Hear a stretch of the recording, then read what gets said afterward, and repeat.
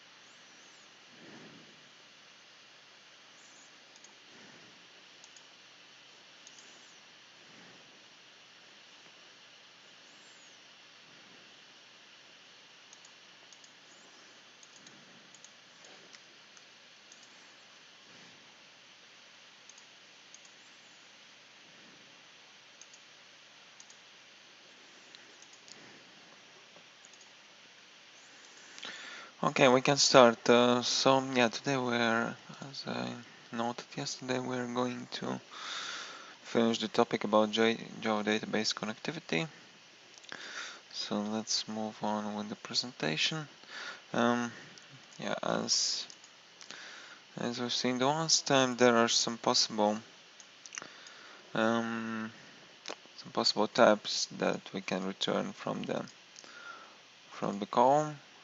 I mean, we can have integers, strings, and so on and so on. And in addition, we can have, maybe if we talk about some primitive or just simple types like boolean, byte, array of bytes. Basically, if we have, for example, the string, we can convert it to the array of bytes as well.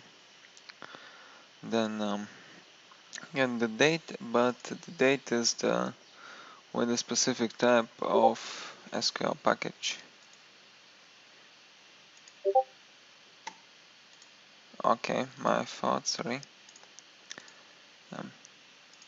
Yeah, thanks for thanks for this note. Yeah.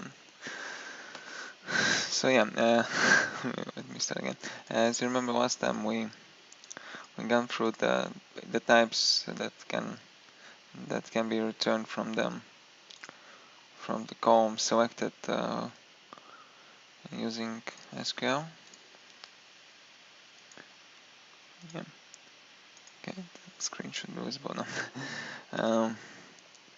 Yes, and as we can see, there are some different types. If we talk about some simple types like primitive simple types like boolean, byte, get bytes, it's the array of bytes, and in fact we can convert even the string to the array of bytes, where each byte represents basically the string is represented using array. Then we have the date, but as we can see, the return type is it's basically the one used in SQL.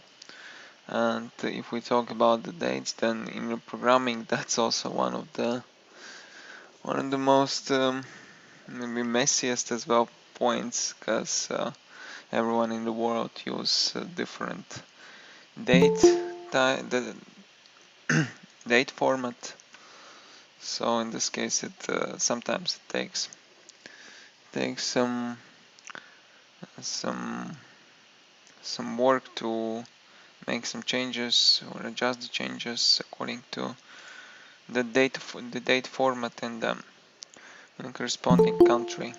Yeah, or even in the system. Yeah, like there may be some different systems using different date format, and that may be in some cases it triggers some complications for the programmers. But in this case we have Java SQL date format, and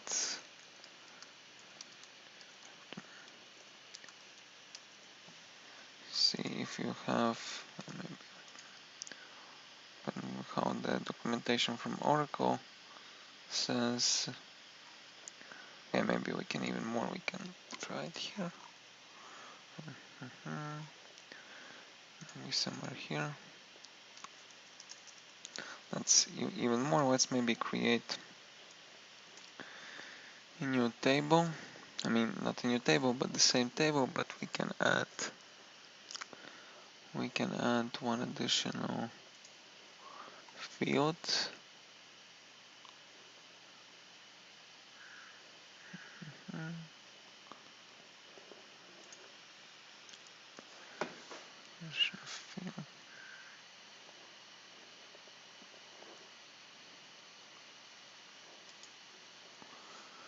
Okay.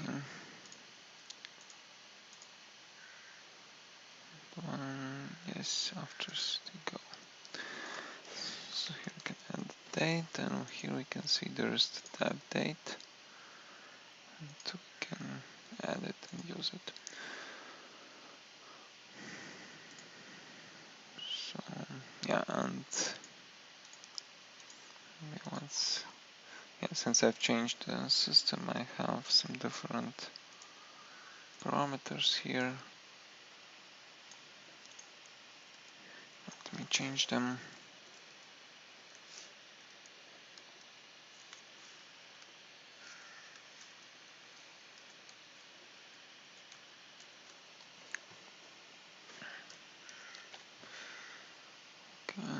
Okay, one moment, let me test if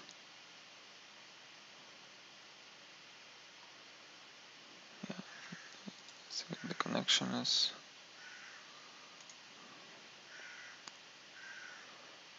okay. I am so I need to do some setup. One moment.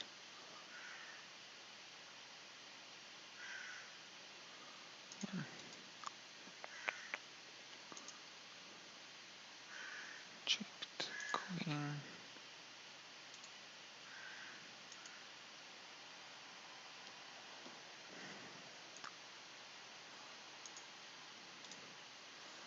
Test it now. Okay, it's same. And enter the boot path.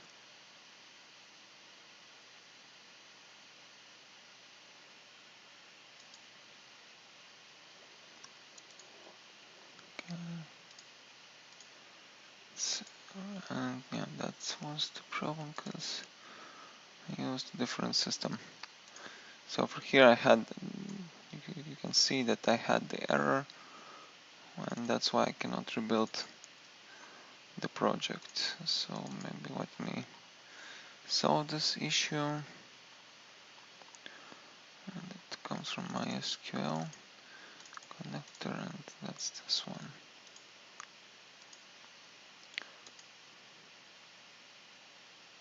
As you can see, it starts building. Let's test now.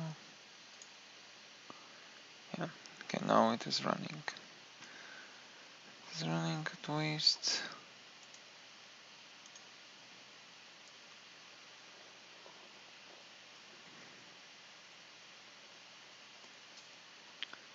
Yeah, there's buffered reader. I don't need it. So I just want to check if my connection works correctly, because again I just switched the system, and as you can see I changed the connection, and not connection though, the address of localhost. So I just want to check if my connection works correctly. Okay, I have no issues. That means that connection is established. And so what I want to do, I want to add a new entry. So first of all, again, I create the statement from the connection. Yeah. So here we establish the connection with the database. Then we create the statement. So we don't need this one now. And after that, we can execute the SQL statement, and I basically want to maybe let's use this statement. So just simply change it. So insert yes, city, and date. Okay, the ID. Since I have a new table, I can simply add a new ID.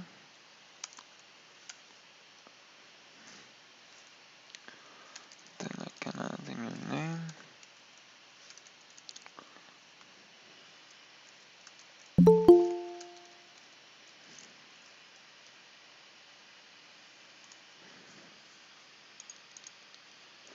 Someone is joining, come on now.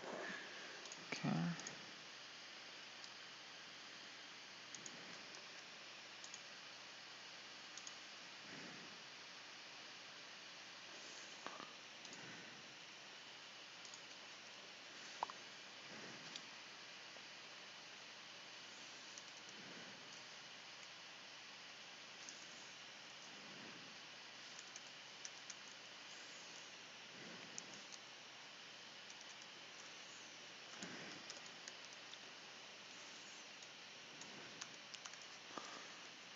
So yeah.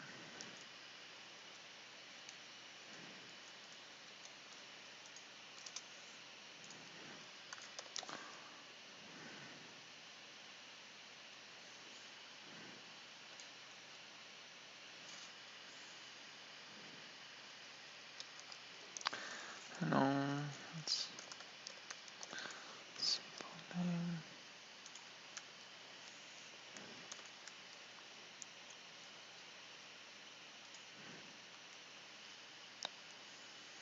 Okay, then let's write the statement this way.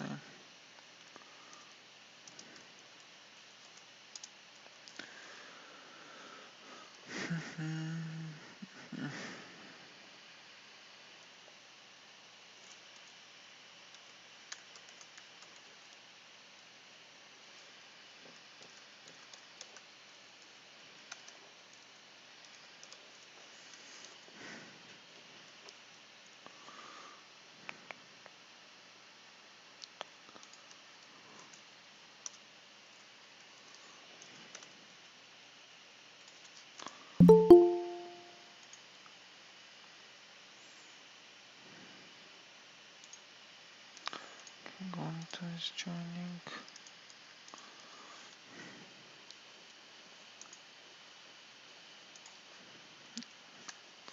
Pause here.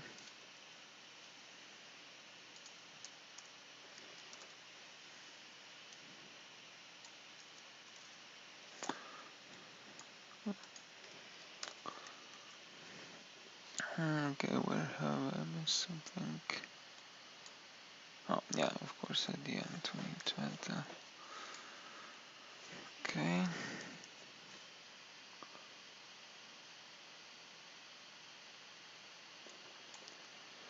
Okay, let's see, values 1. Oh, okay, here's the mistake.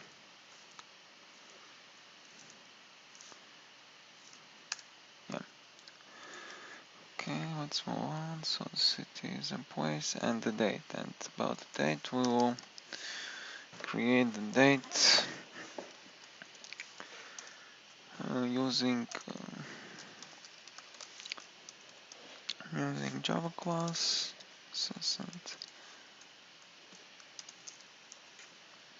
Here we use the date and simply use year.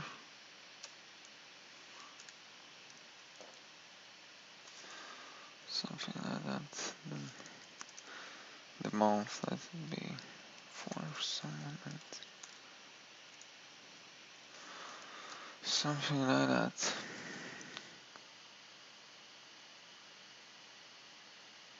Okay, it shows that that's deprecated. Let's not use it.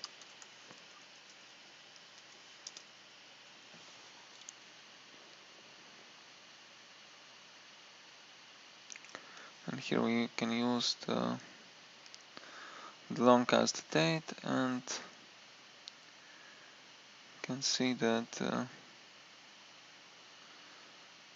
shows that we need to add the date in this format.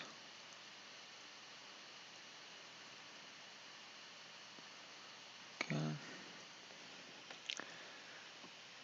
Long date, 1 moment.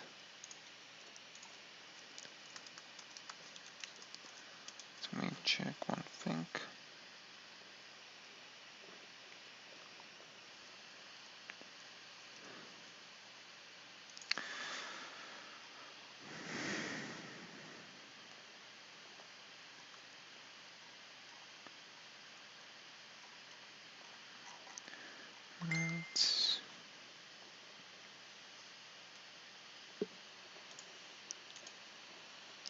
Yeah, so we need to just clarify the right format we need to add.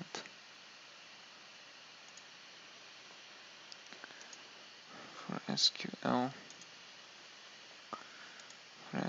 data.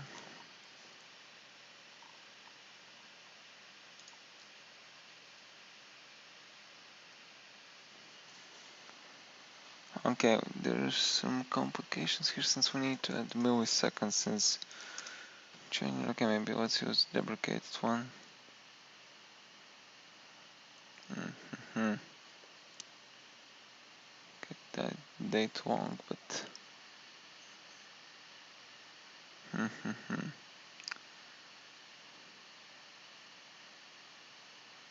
It's a little bit crazy. Okay, maybe let's test something.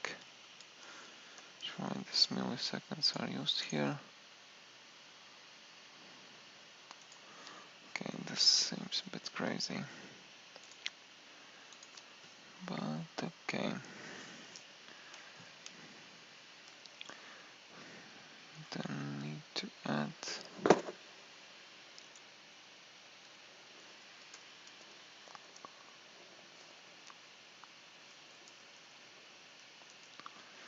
sub plus this one.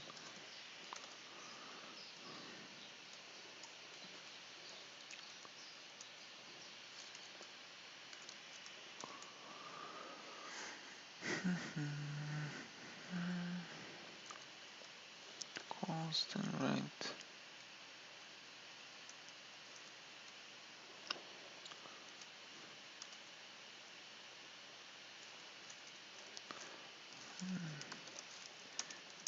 Date, then need to close it this way. Okay, I'm not really sure how the date will work here, but let's see. So we execute the statement, then let's get the result here, and let's check what we can get there. Okay, seems that the date is not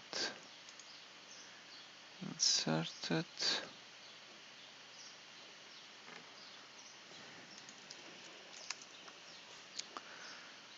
That's interesting.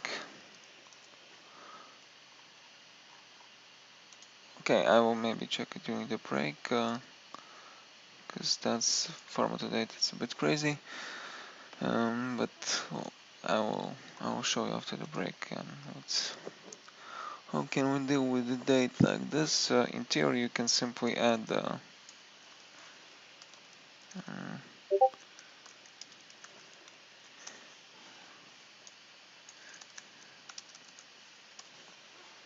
in theory, that should be the simple like this.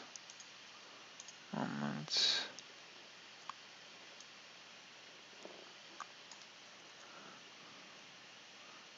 Like if we add it as the string,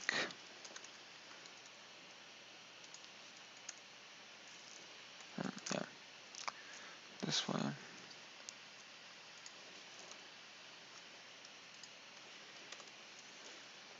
It should be year,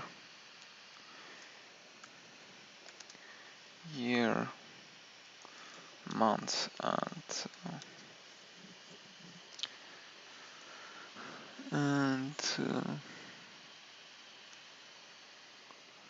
day.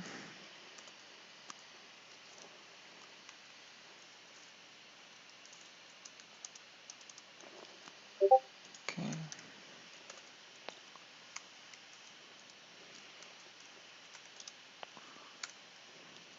Okay, what's missing here?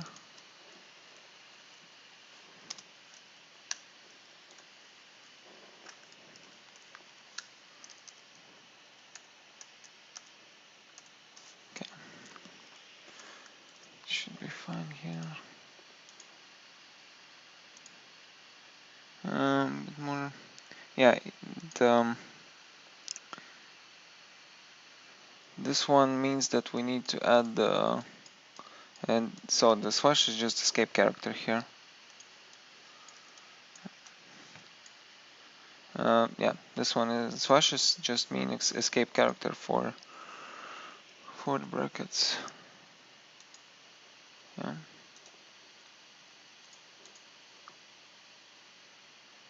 Okay. So the date and the time needs to be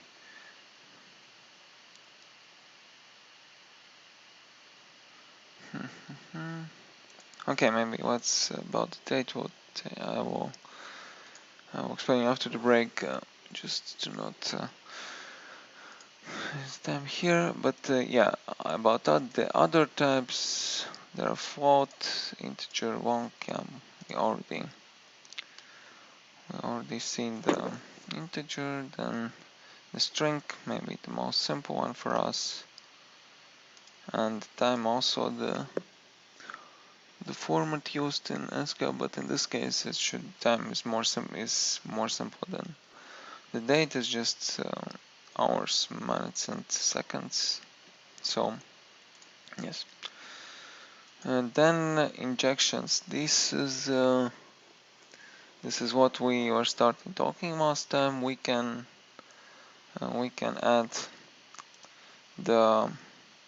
we can concatenate the elements inside the statements. Yeah. That's what I was talking about, and yeah, this is what we can do. If we have Java code, just simply can take some values, some parameters, and pass them to the select query using plus. Since this execute statement is just the string, so we can concatenate the elements and pass it to the method execute query. And yeah, in this case it's just simple naive string concatenation. And what I was talking last time is that there can be the problem with the injections where the users just simply add some more parameters than needed. So in this case, like if we have the name, the user can simply, instead of the username, put the username, then the closing tag of the select statement, then write another statement. So it's absolutely not safe, safe for us. That's why it may raise some really serious problems, plus the escape characters as well. And here is the short explanation how that may look in real life. So if yeah, so we may have the trouble. Yeah, because in theory, someone can put some unwanted characters inside the name, and this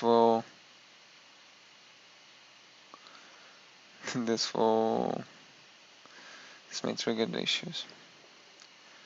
So again, if someone names the son, that types the name the son like Robert, then the closing tag of the select statement, that will drop the whole select statement, and the data can be lost from the selection query.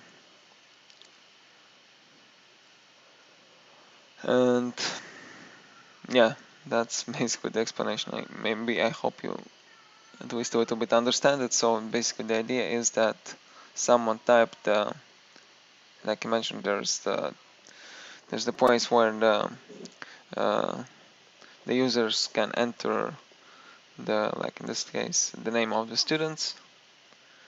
Then someone typed the name like Robert and the closing tag of the select statement. And at the end, if someone basically uses this select statement using this input parameter Robert and the closing tag, all the other selection parameters will be lost from the statement, right? And that's why, like in this case, they dropped the table of students. And the suggestion is that you need to learn how to sanitize the database inputs. So basically the idea is that in a good design there should be no it should not be possible to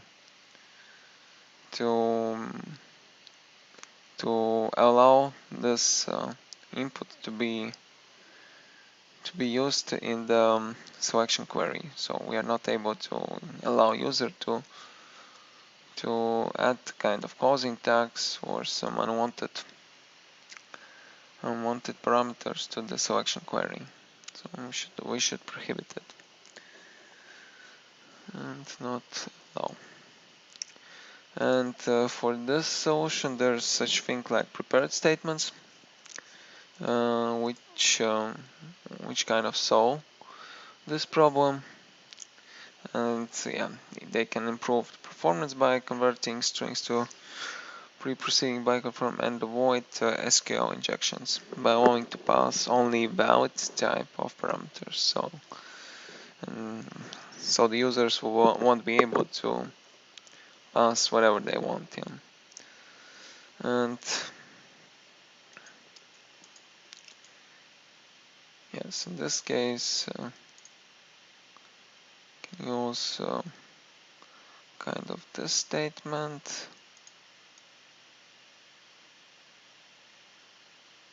Like something like this. Let's check.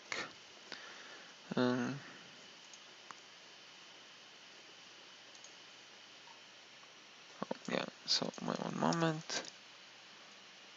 Pause. Yeah, I just forgot to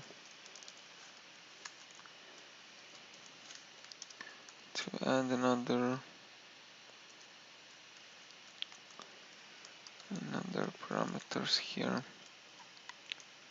Okay, let's check. Oh yeah, so now we can see. Yeah, so that was I just forgot that I missed to put it in the output. So basically I hear how the date looks like, and by the div, yeah, maybe I can now a little bit go back to the date format. So as we can see, the date format is year, month, and the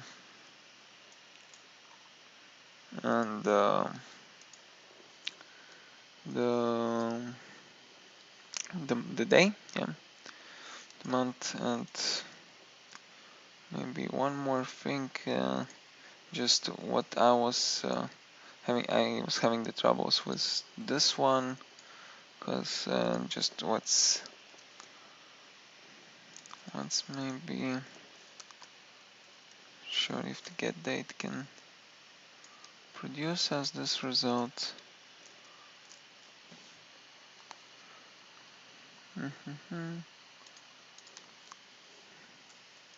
Maybe not, but I want to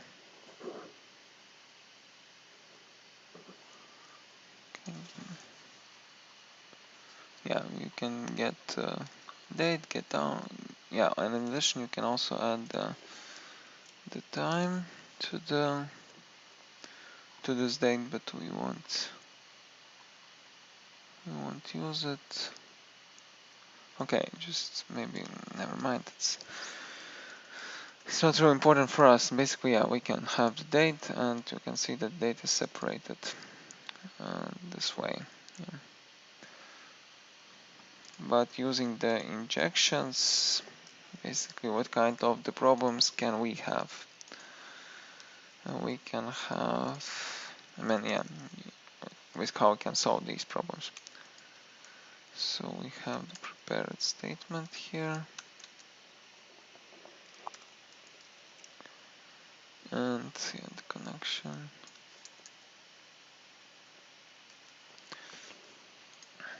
Yeah, and from here we can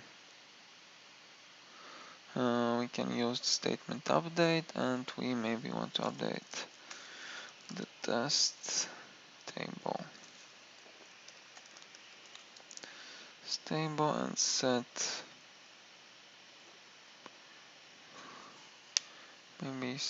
the the name or the surname. No, it's just simply set the name, then we put the question mark, then we ask for the prepared statement, and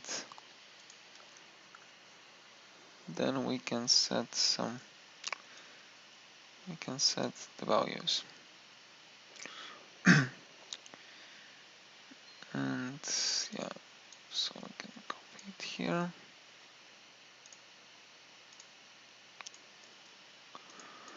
We can copy it here and see it's the result. Yeah, maybe let's just have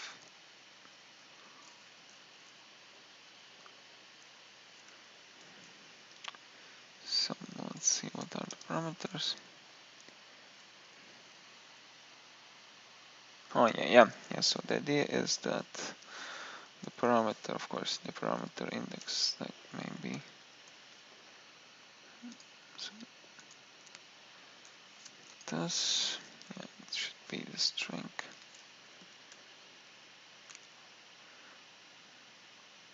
Okay, let's set it this way.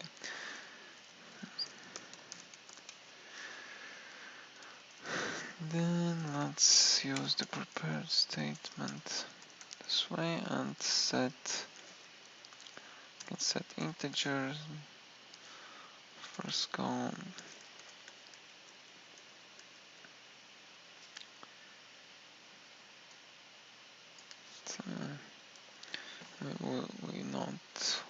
We won't need this. Let's check. Okay, something is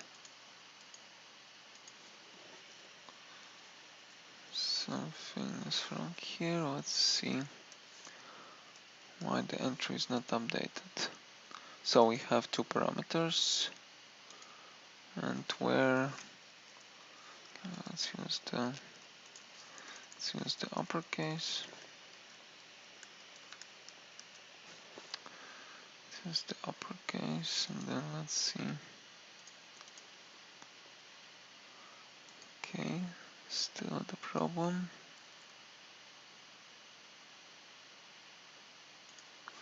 So let's print out what are the rows affected.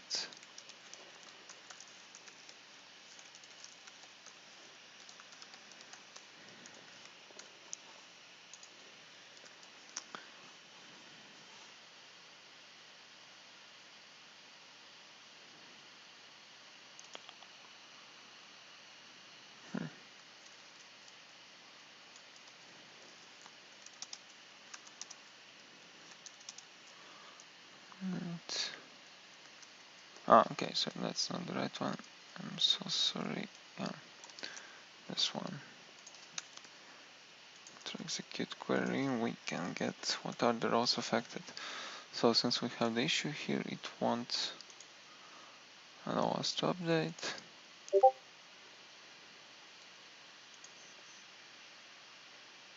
Yeah, that's a good question. The numbers means that this is so we have the question marks. We have the question marks here, and oh yeah, thank you very much. It's an opposite way. Okay, let's see now. Yeah, it's changed. Yeah, thank you also for this mention. You actually helped me here. Yeah, the parameters means that. Yeah, so now it works. The parameters means that again this is the so here we have the sequential parameters. I mean, we have the question marks. It means that each question mark is one parameter, right? And here maybe we can add it the same way. Set surname. So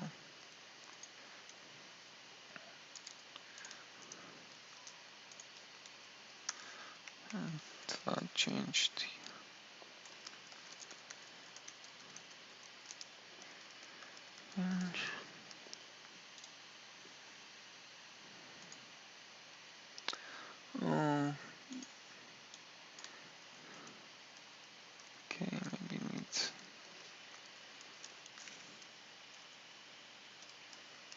Oh yeah, this was let's check. Okay, then maybe needs the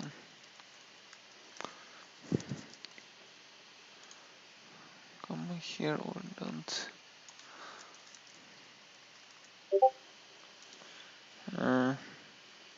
And no, I don't think there should be and, because yeah, yeah, the and is yeah, so the and is only can only be used inside the where statement, because in the set to, or if we select something, we usually, like for here, select don't have a statement here, but when you write the query, we usually like select a column name, like column 1, column 2, column 2, and column 3. We only use commas. We don't use any ands or ors or something like that, because basically it's not the logical statement. It's just we provide the elements what we want to select. We provide the columns what we want to select, and that's why we separate them using the comma. Yeah, so we just provided them as the vector.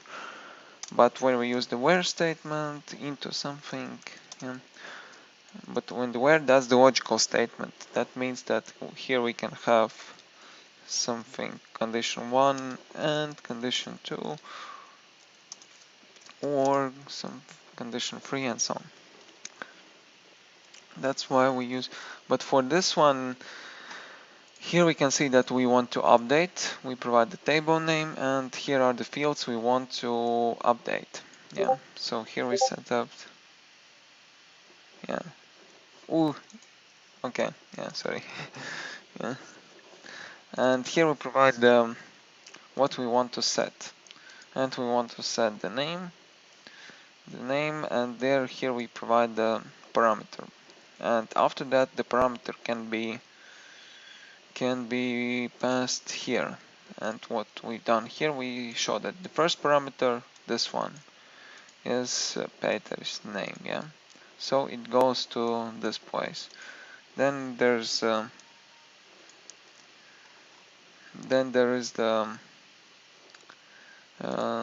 surname, which is the second parameter, which goes this place, and then there's ID, which goes to the third place, yeah, as the third parameter.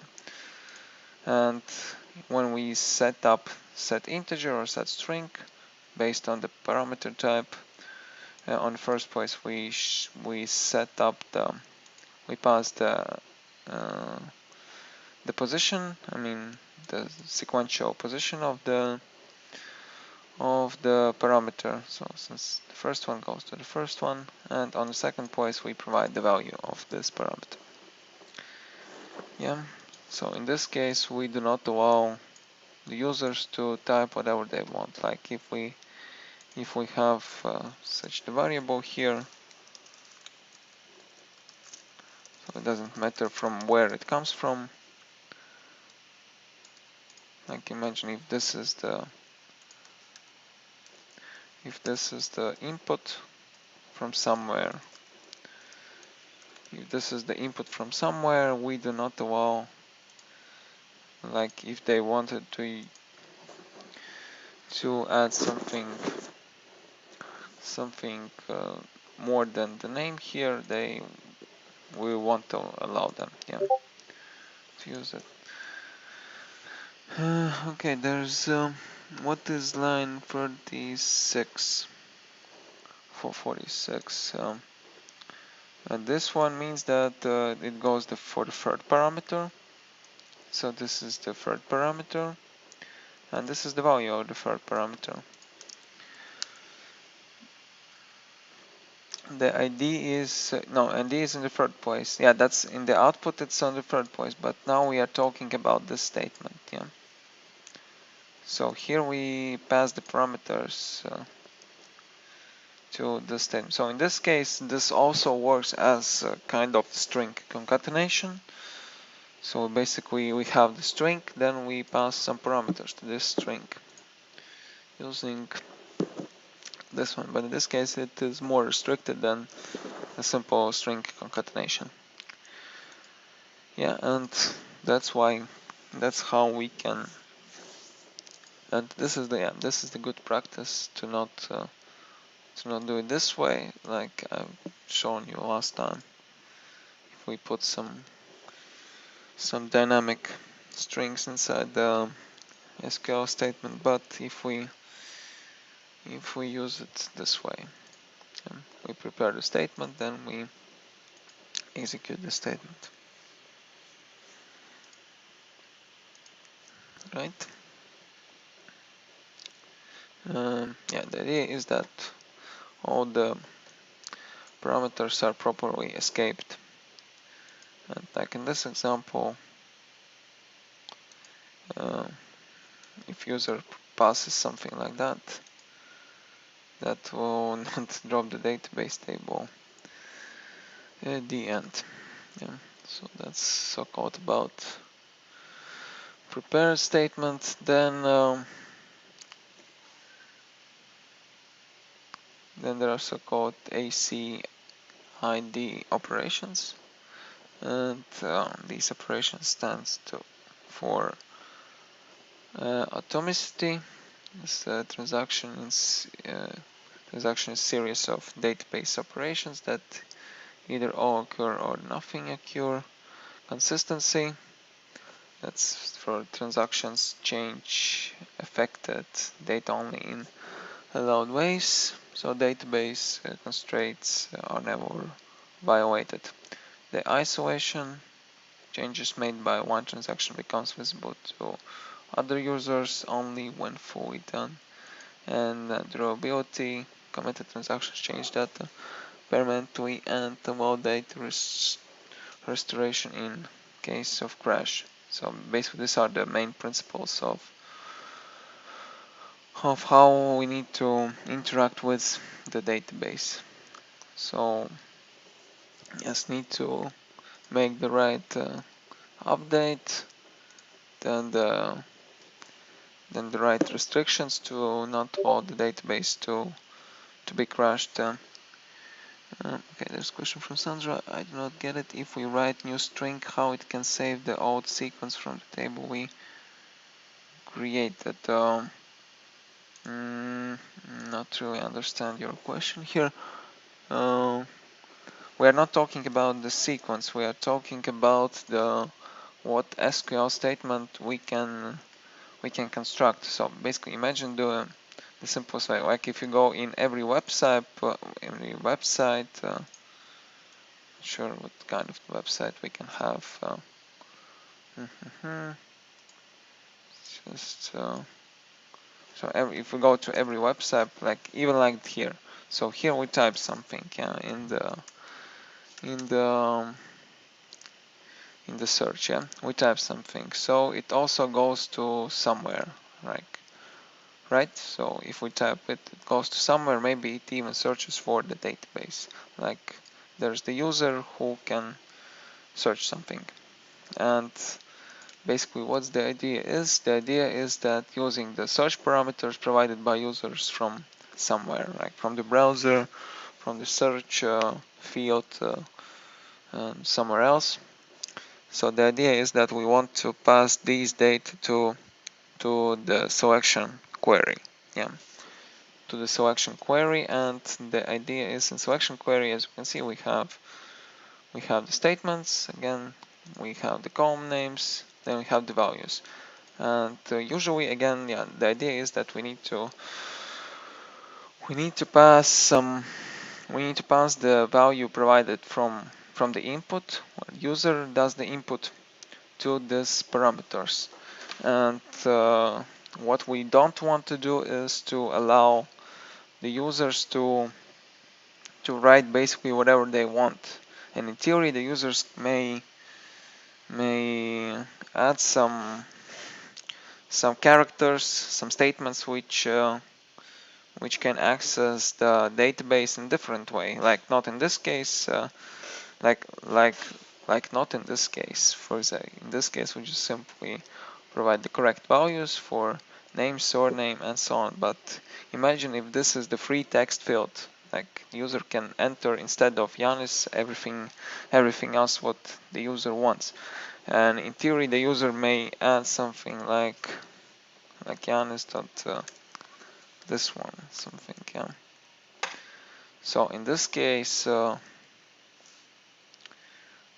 maybe even more so even more we don't understand it, like this, something like this.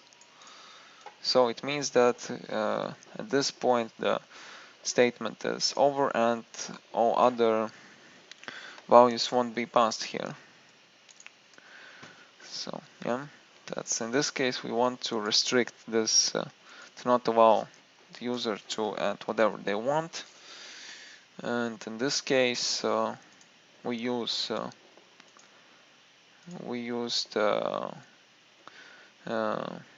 such a way of updating, and same way we can insert something or delete. Here again we have the table, or the update, the statement what we want to do, then the table, and set what we want to set, yeah. And here we have name, surname, and ID. In theory we can update all the fields we want here. But in this case we just have name, surname, and ID, and we have the values of them are the parameters. The first parameter, the second parameter, and the third parameter. So here we prepare the statement and we set up the parameters, and parameters are set up in the same sequence as they are provided here. So we have the first parameter, it goes to the first place, yeah. We have the second parameter which goes to the second place, and then we have the third parameter which goes to the third place. And on the left side, as the left parameter, we set up the sequence of them. In theory we can even more, we can do it like this. It doesn't really matter how do we call them, yeah. So it's just I mean the sequence how we call this setup, we just set up the parameter number, which one is it, and then the value of the parameter. And it is not related to the way they are stored in the database. The sequence can be absolutely different, and from here we just simply pass the value to where statement. That's the idea. So these are the principles that need to be followed, and what we want to achieve in the database.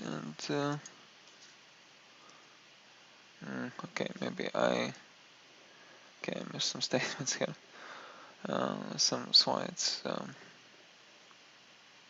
Yeah, okay, but yeah, that's about the set. If we want to set the parameters here, we can use again some simple setters like set integer, set float, and then there's the binary system, binary stream, which is a bit, we'll talk about streams a little bit later. But yeah, for the other types, I think that's pretty fine, which can be set up here. And one more thing is when we talk about the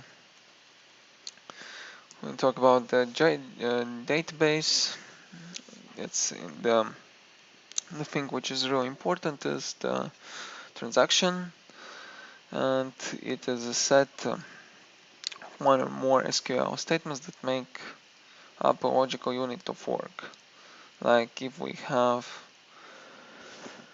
like I mentioned, everyone has a bank account, so if you transfer like $50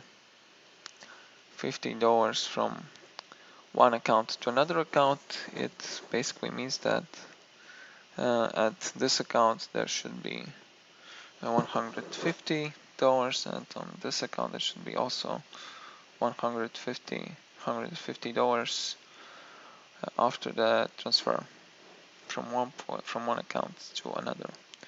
And basically, yes, if we update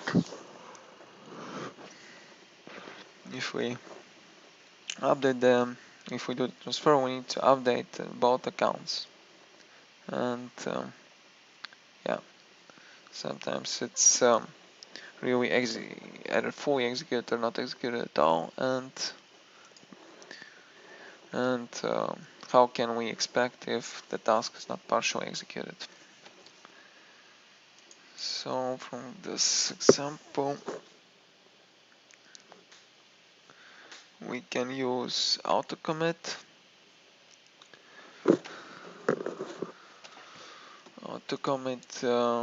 Yeah, and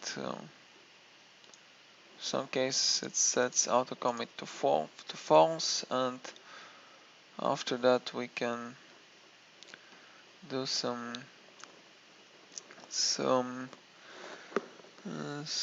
points here. Basically, what maybe I won't show the example here, but the idea is that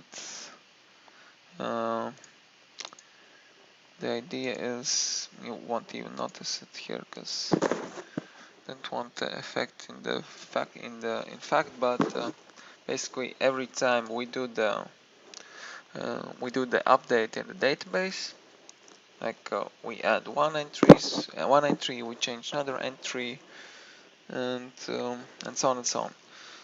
And so what's the idea? Idea is that at first, when we add one entry, like in this case, if we change one entry, so in this case we reduce the size of the amount of money in account X, so we reduce it. But so in the most simple way, what we do, we update the value of the accounts to 150. But in this case, what happens if we update it?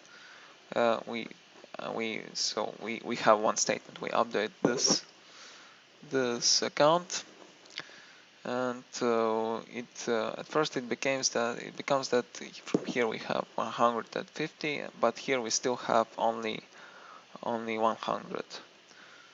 And as we notice, this is not really correct, and it should not be stored in a database in this way. So, and how it works here, how we can achieve it, we cannot commit. So by default, everything is automatically committed.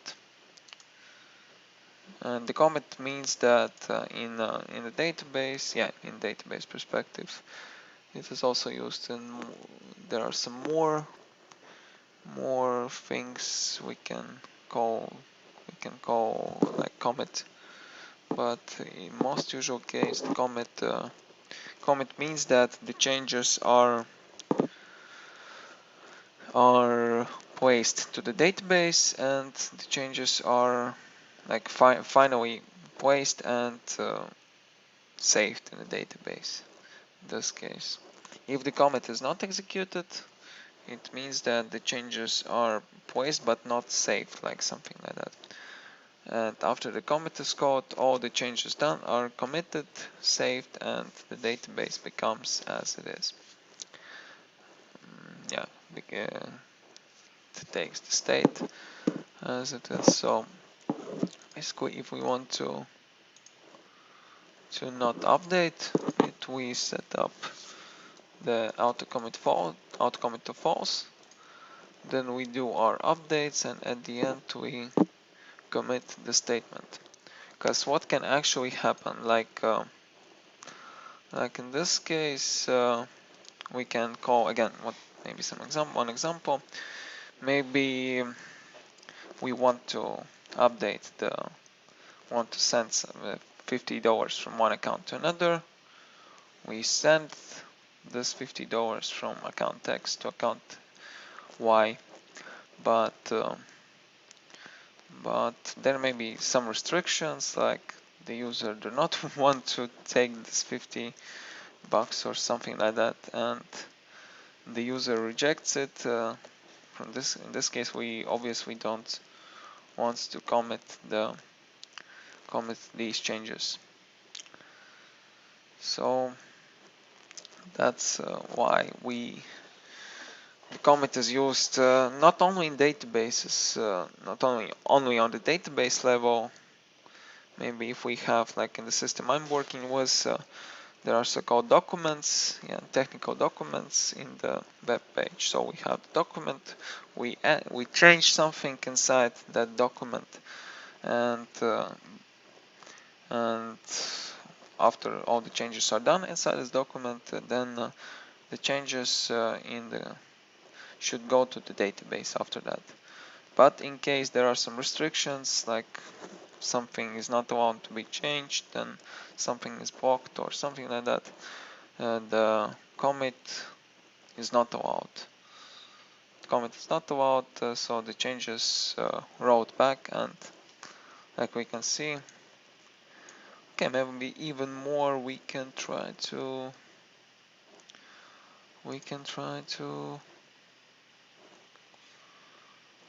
test it maybe a little bit. I will maybe try to show you the example right now. So yeah, again, here we set up to set auto commit to false.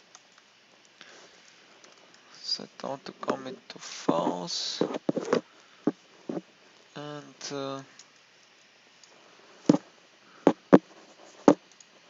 okay, then I would like to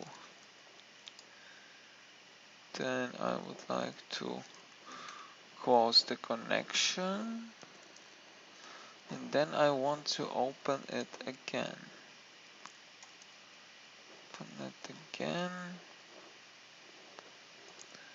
And I want to also create the statement again, and after that I want to execute this query.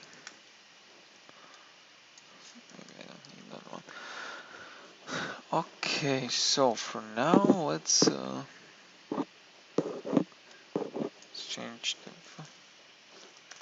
change the value to clear pinch orange, and as we can see, the commit is not executed here. I hope that will work. Let's see. Yeah, as we can see, we have the output here, and what we can see that the value is not updated here. If we set up to auto commit true, then let's see how it works. Yeah, value is updated.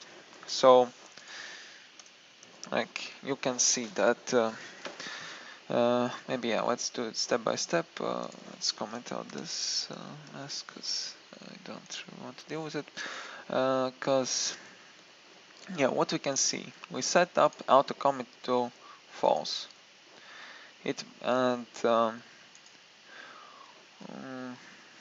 maybe let's just make it as test. We set up auto commit to false. Then we create the statement, blah blah blah. Then we add the name. Then we change some data in the database. Like in this case, we're changing this one, and we execute the update and we close the connection. Then after that, we are connecting for the second time, and we want to read the data from the database. And as you can see, I've tried to update it, and it is not updated here. Yeah, we still have the old value. But what we can do, we can comment all the changes we've done before we close, and after that we can see that the value is committed and the changes are committed. If we if we again change to something like this, then what else we can do? We can another option is to do the rollback. To do the rollback, and that will revert the changes done here to to the initial state. So in this case, we do not commit, we roll back all the changes we done here. Yeah. So is it clear for you? Not. So because the idea of the commits and rollbacks clear for you. That's kind of. Oh.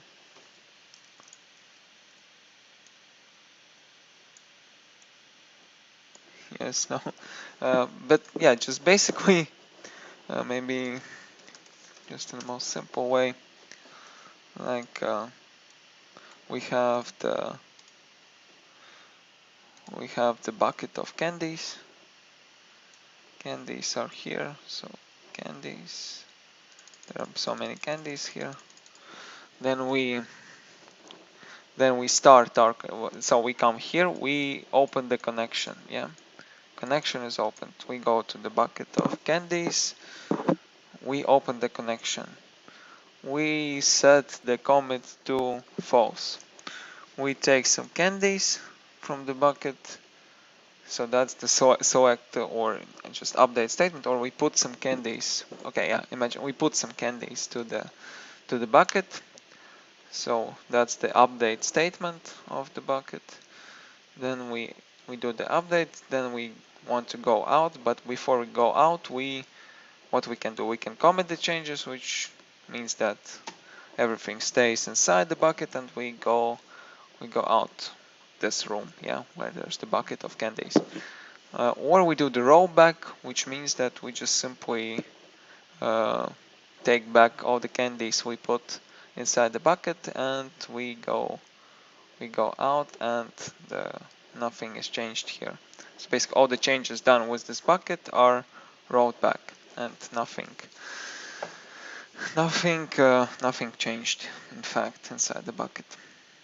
That's the same way if we talk about the database.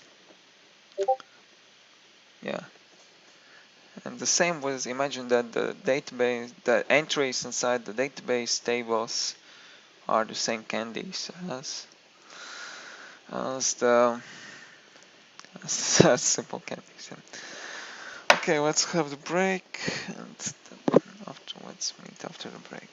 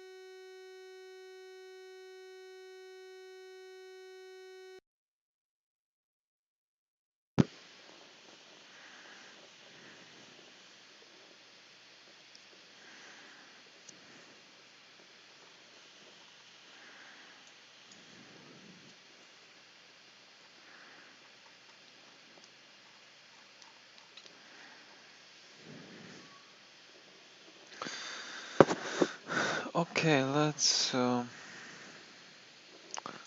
continue, and let's take a look on the new home task for next week. That's activity 13, and here there are some classes. Basically, maybe let's see what to do list. What to do. Yeah, first of all, I need to set up MySQL, but that's for Linux. We already done it for ourselves mostly. Then what else? That's also, we can skip it because that's not what we need to do. What else? Yeah, that's practically, yeah, we don't really need to have some really too much additional setup. So yeah, first of all, for the teacher, that's already here. There's nothing need to be done. But for the teacher manager, there are some to do things. So first of all, what we need to do is to establish the connection. So need to use the following connection and just need to create the following connection in the same way we've done it in the class. Practically nothing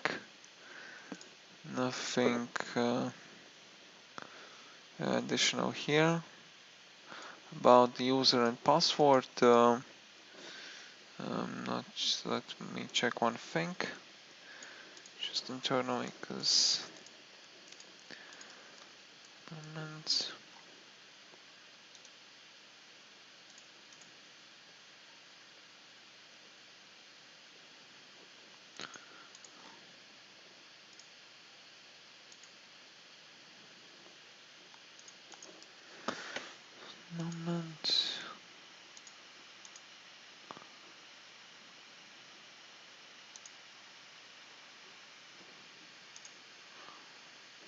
for the teacher. Okay. Oh, yeah, 1 moment. Okay, just one small check from my side.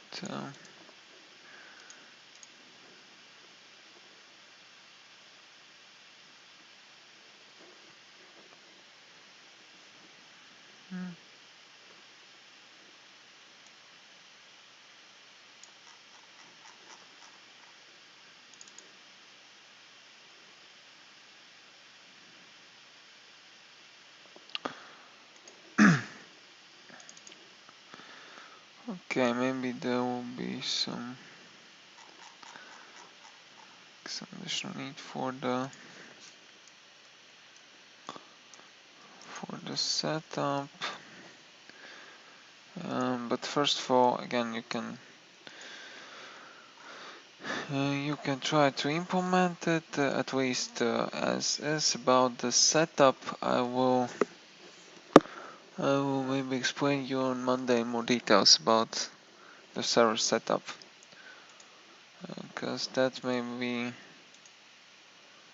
a little more trickier here. Let's see, but for now, just create the connection the same way we done before and pass the credentials from here. I will explain you about unit testing there, because yeah, there may be some problems with unit testing, because yeah, it's obvious that you may have different connection than it stays in unit tests. But I will explain maybe more details on one about how to establish the connection here. But then there's the method find teacher, where you need to execute the prepare statement from database.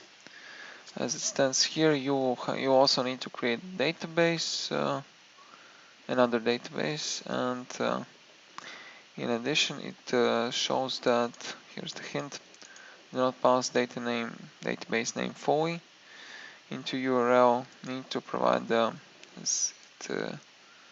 stands here just the server name, the address to the server, and it means that we can access like in a local host.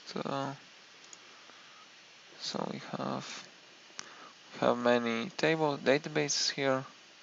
Like if we provide only the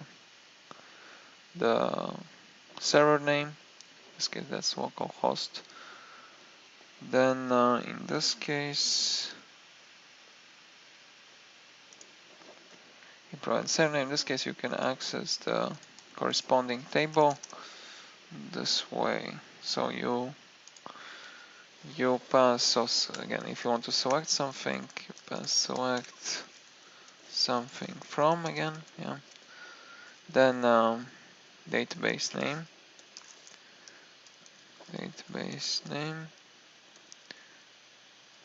Then the table name, yeah. This way using the dot. In this case we have test Java dot like test table or test2. Whatever you want, yeah. So yeah, that's the way, and after that need to create the local object of the teacher.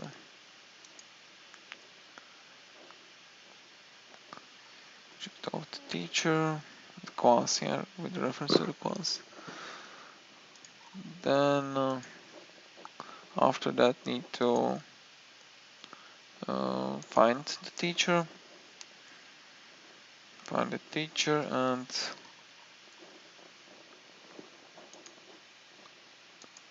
that will return you the corresponding teacher.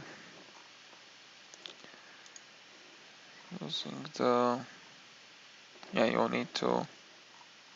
So yeah, that happens here. You write the SQL statement. Yeah, sorry, that goes from to here. I just missed. Yeah, so here you need to write the SQL statement.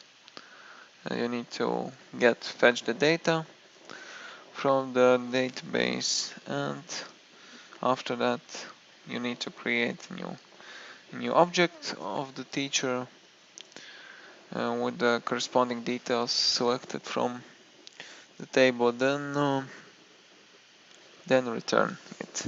Yeah.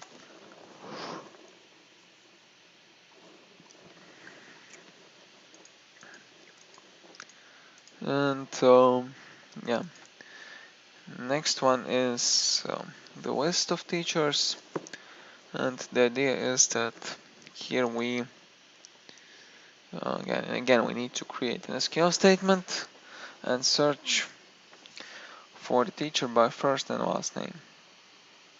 And here we have the parameters. We need to use them to retrieve the result from the database.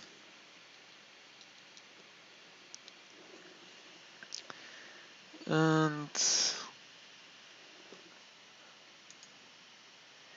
yeah, after that need to create the objects of the teachers and add them to the list, which will be returned after that. Right. Then that's what about here.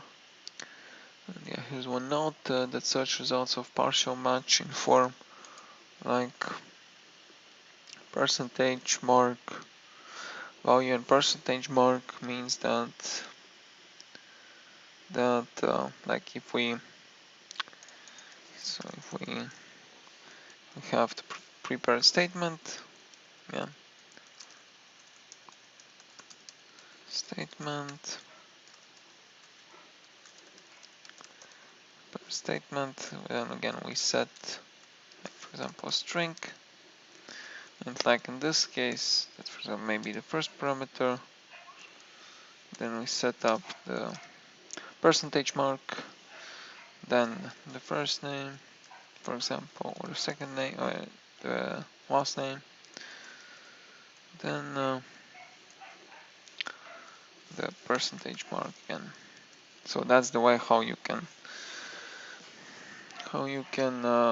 do the partial match search by partial match.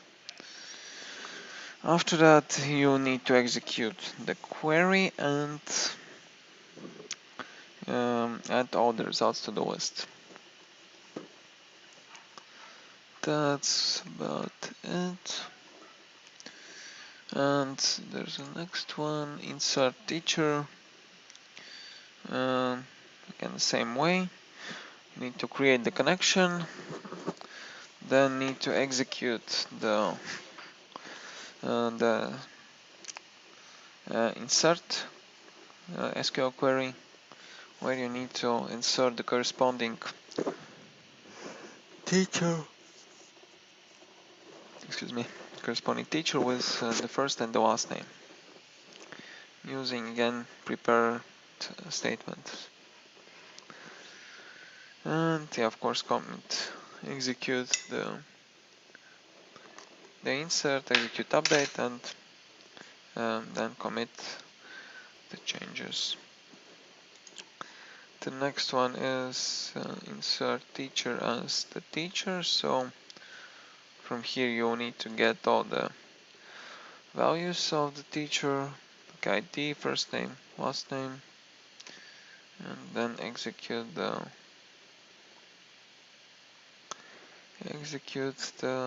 SQL query.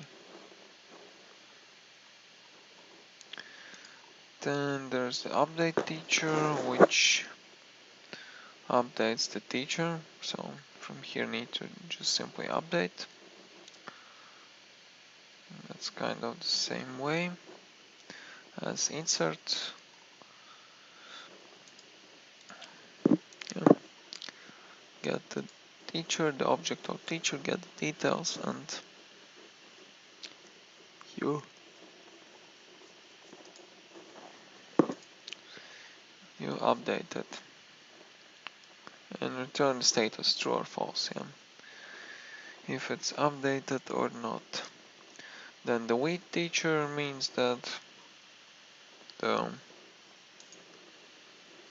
you just need to write the wait query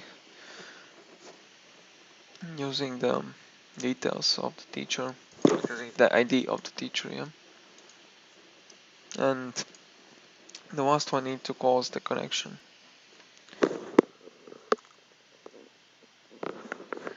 So these are the requirements for this home task. As usually, maybe let's have it for the next week. But yeah, time by time we'll have some more updates when we discuss with each other what are the complexities here and how we can solve it. So you can start investigating it, and starting on Monday we can have more discussions about this activity. Right, yeah, that's about it. And now we can move on to the next topic. And the next topic is input output, which is widely used in not only in Java but in basically everywhere. We need to deal with the files. Okay, let me open the presentation. So yeah, here's the topic, input output. Basically And this one is used when we talk about the files, about the file system. Um, yeah, if we want to fetch something from the file, it's called input, and if we want to write something to the file, create new file from the code, from the program, from the application, from Java application, we use output. And that's not only about Java, that's maybe about the programming in general. So today we are going to talk about streams. Sometimes we already used the streams to read the files, to write the files as well. I'm not sure if we about the writing, I'm not sure if we done it before, but for reading we surely we did. For reading, but the principles are the same in most cases for reading and writing. For all these cases we use streams.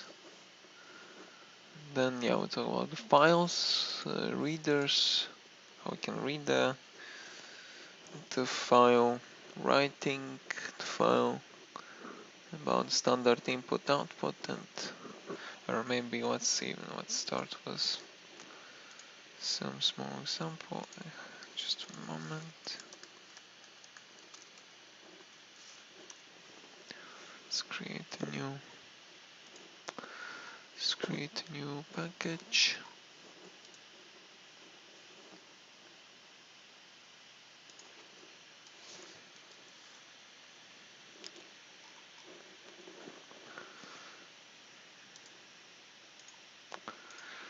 First,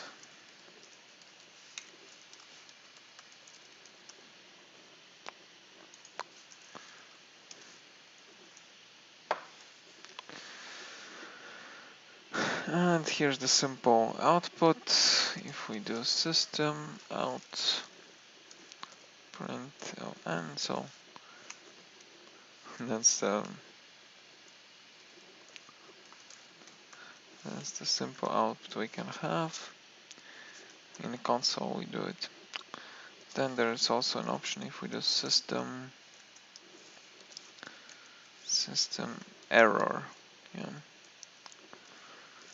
Print error. After that we can see that if we run the program, we have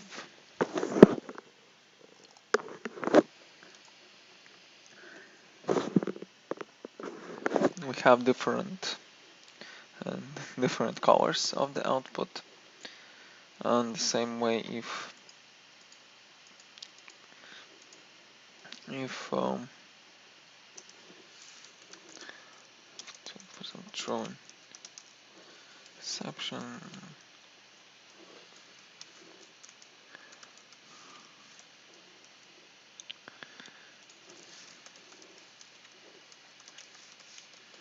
yeah, just an example.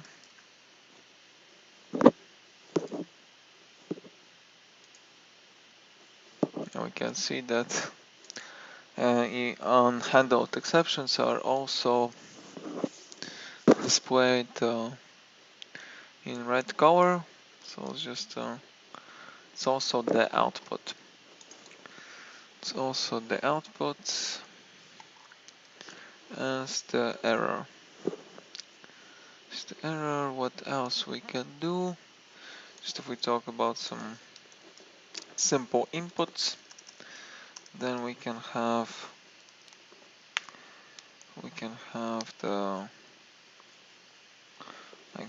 integer rather than system out, system in. Yeah. Also use system in read. Then we write the output.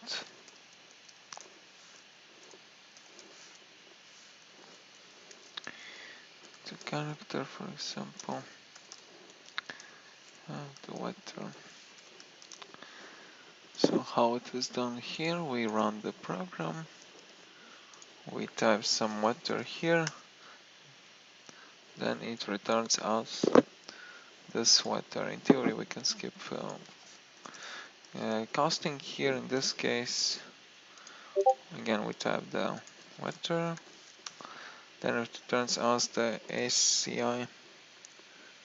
So system that's that system that's the local.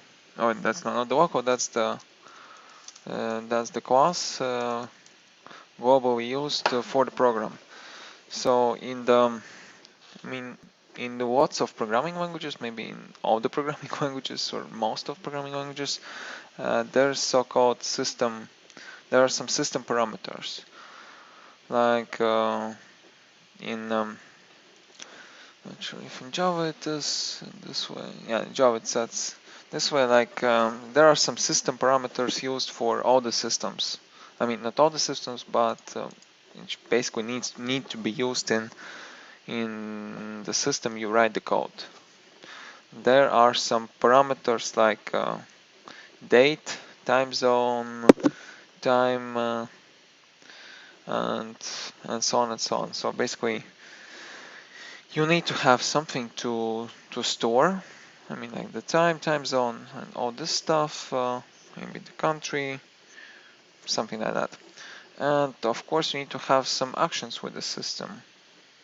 And as so you know, we use the console in some cases to when we talk about the program execution, and the system class helps us to fetch this input and fetch this input from the console. Like in this case, we ask for system in.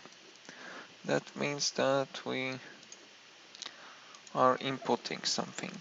Like we can add some weather. That will ask us for letter T. So if we, let's not type the string, but just one letter. Like we type the letter, it reads the letter from the console. Then it writes the ASC double I character inside the letter, so it gets the code from the input, as we can see here, and it converts to the integer. So that's the idea of read. You can also read, have some different methods. Yeah, you can check them. If we read the array, if we pass the array of bytes, that's not really important for us, but again, the idea is that we simply get something from the console. Sure if we can pass the string here.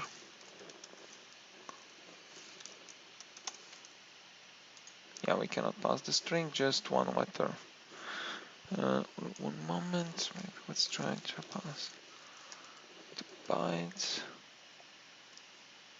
Okay, yeah, we cannot also pass the bytes and the characters as well, and the integers as well.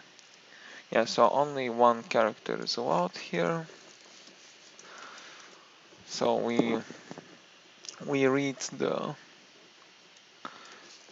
we get the character, and it returns us the, so basically it is written inside the code, and then it can be used. We'll talk about the strings, how to be covered here, but as you can see, the idea is that like if we check it here, you can see that there's the input stream. So this is the part of the input stream, and that's why this topic is mostly related to to the streams. When you have the output, it actually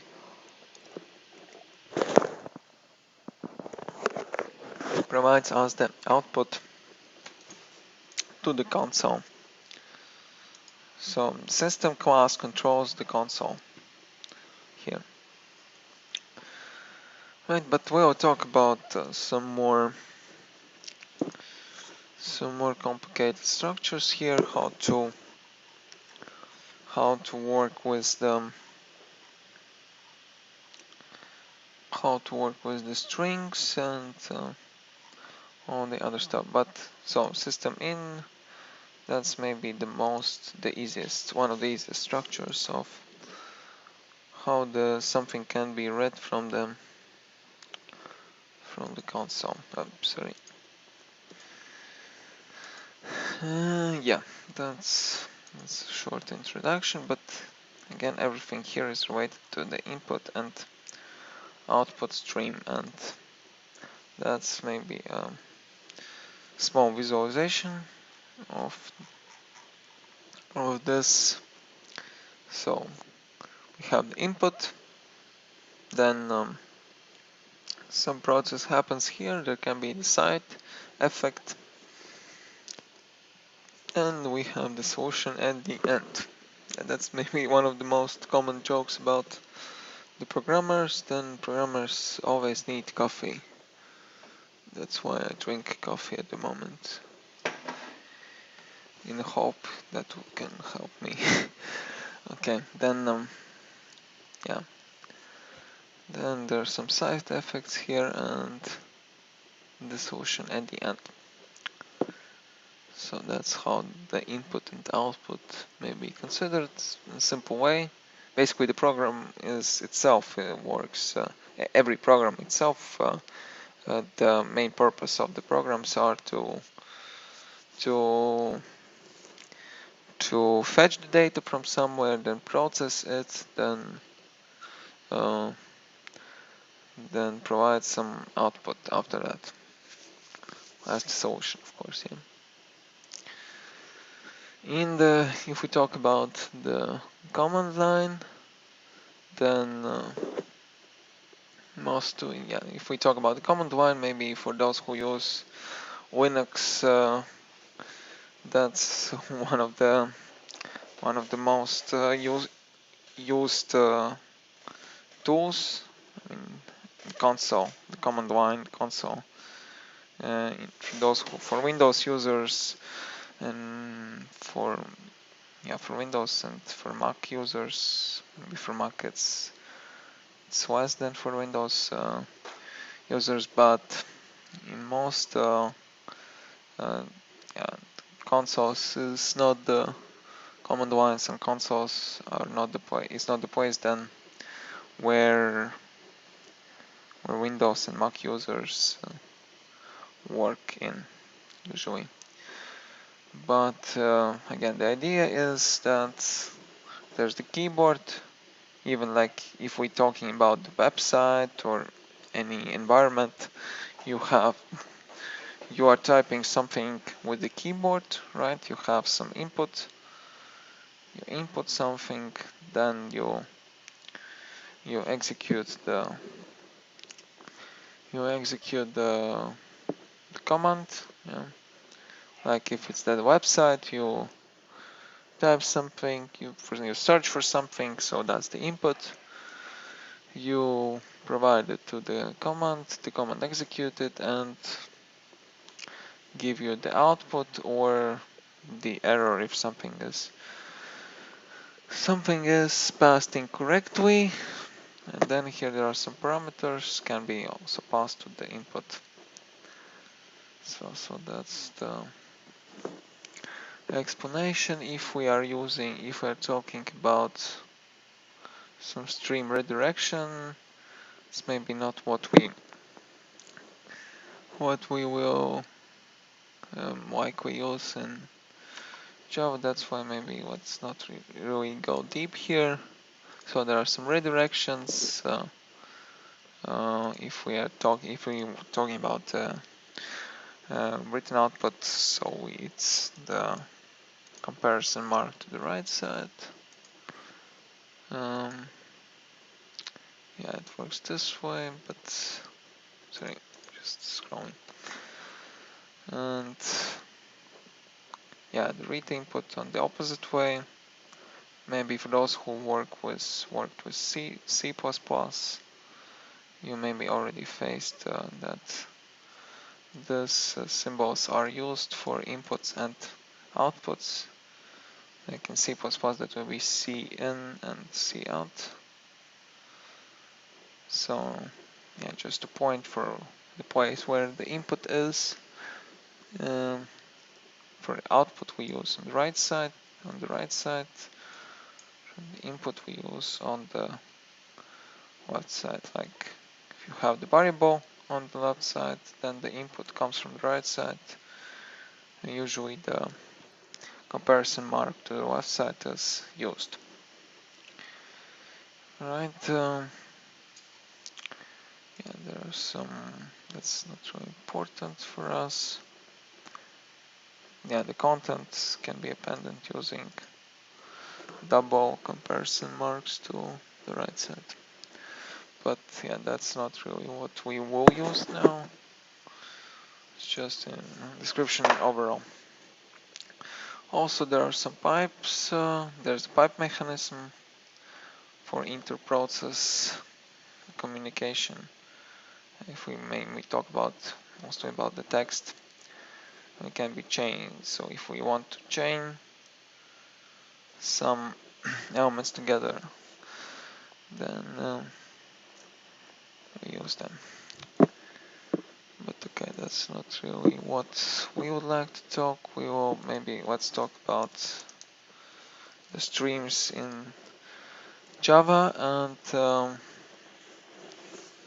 the streams as yeah, Svetlana asked about the system class system object.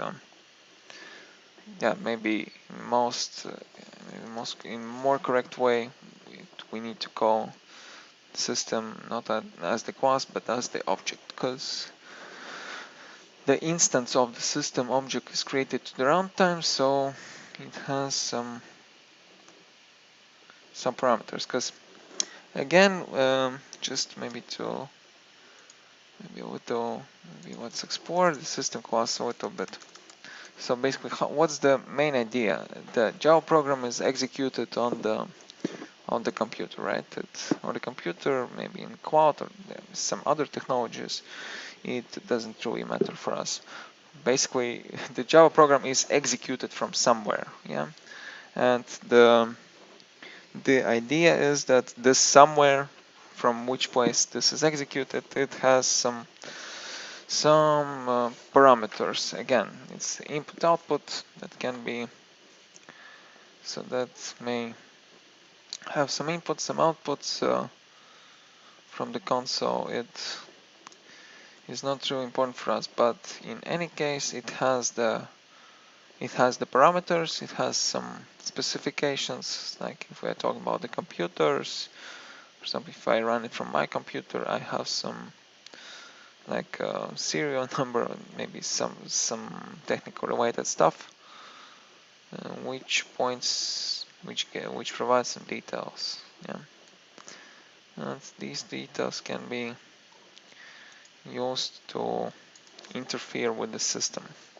That's why basically the system is used, because if we talking about the inputs or outputs, that input comes from the console, which is a part of our computer. Yeah,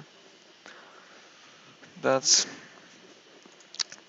why. And the system has three public static streams, what I've already shown you: input, output, and error. Yeah, we use output, we use error, we use input. So these are the streams which can be used here. And yeah, for system in, that's the input stream. Like if we have it here, again what I already said, input, that's the input stream, so-called. Yeah. input stream. If we go to decoration, we can see that that's the input stream, and yeah, there are some parameters, but parameters and methods, that's the standard Java class.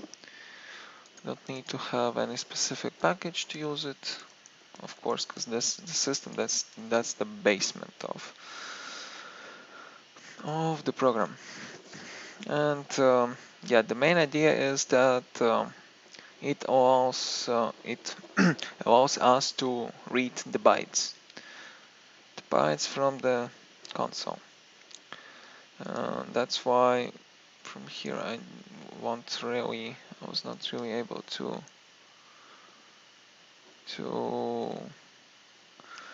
type something more, but maybe let's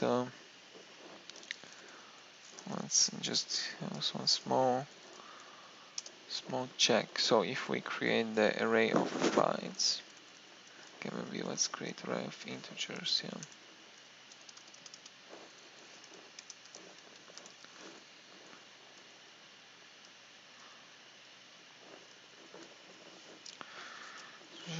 Then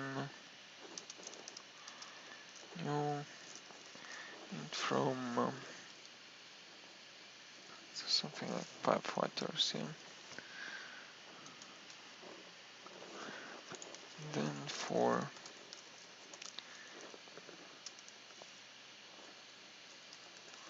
one I less than 5 and I is plus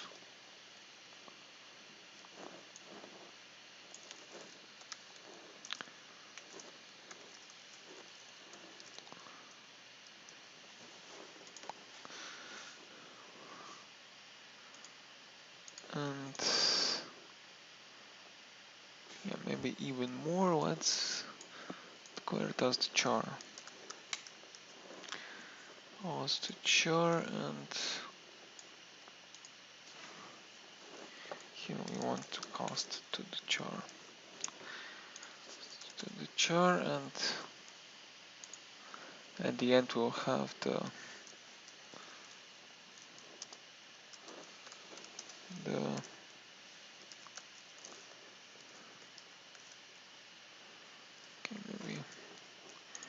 maybe at the end let's just print out this array. How that will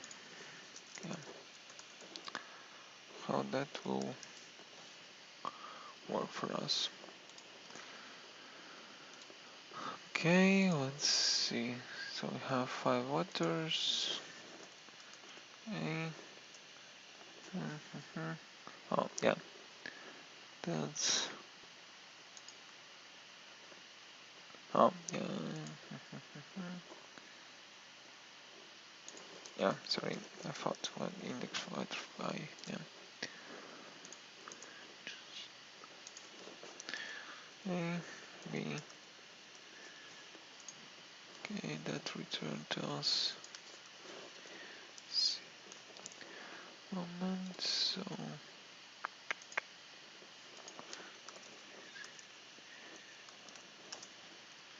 yeah, that's that's a good point. So here is basically the way how kind of it constructs the string. So if we input the string, we can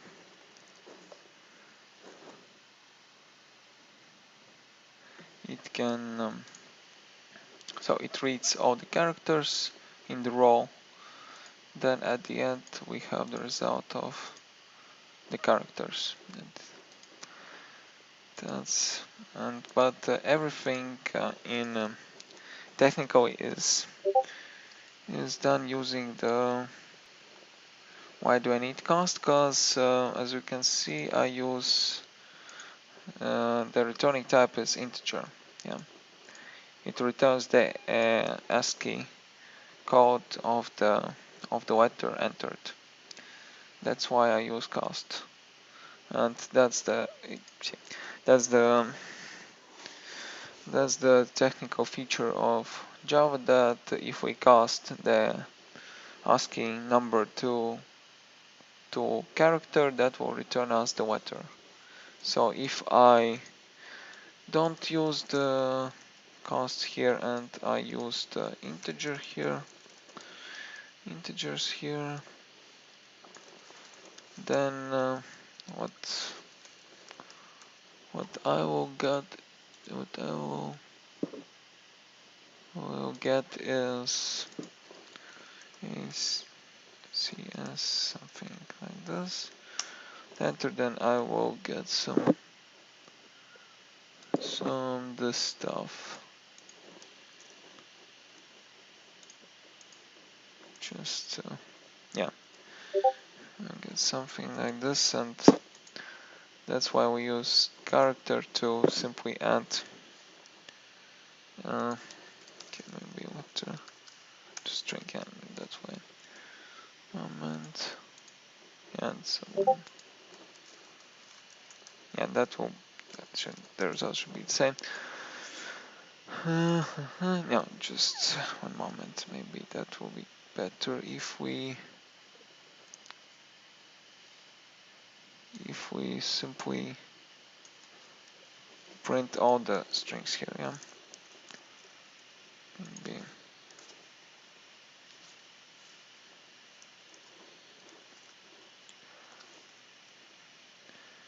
If we simply system out print this,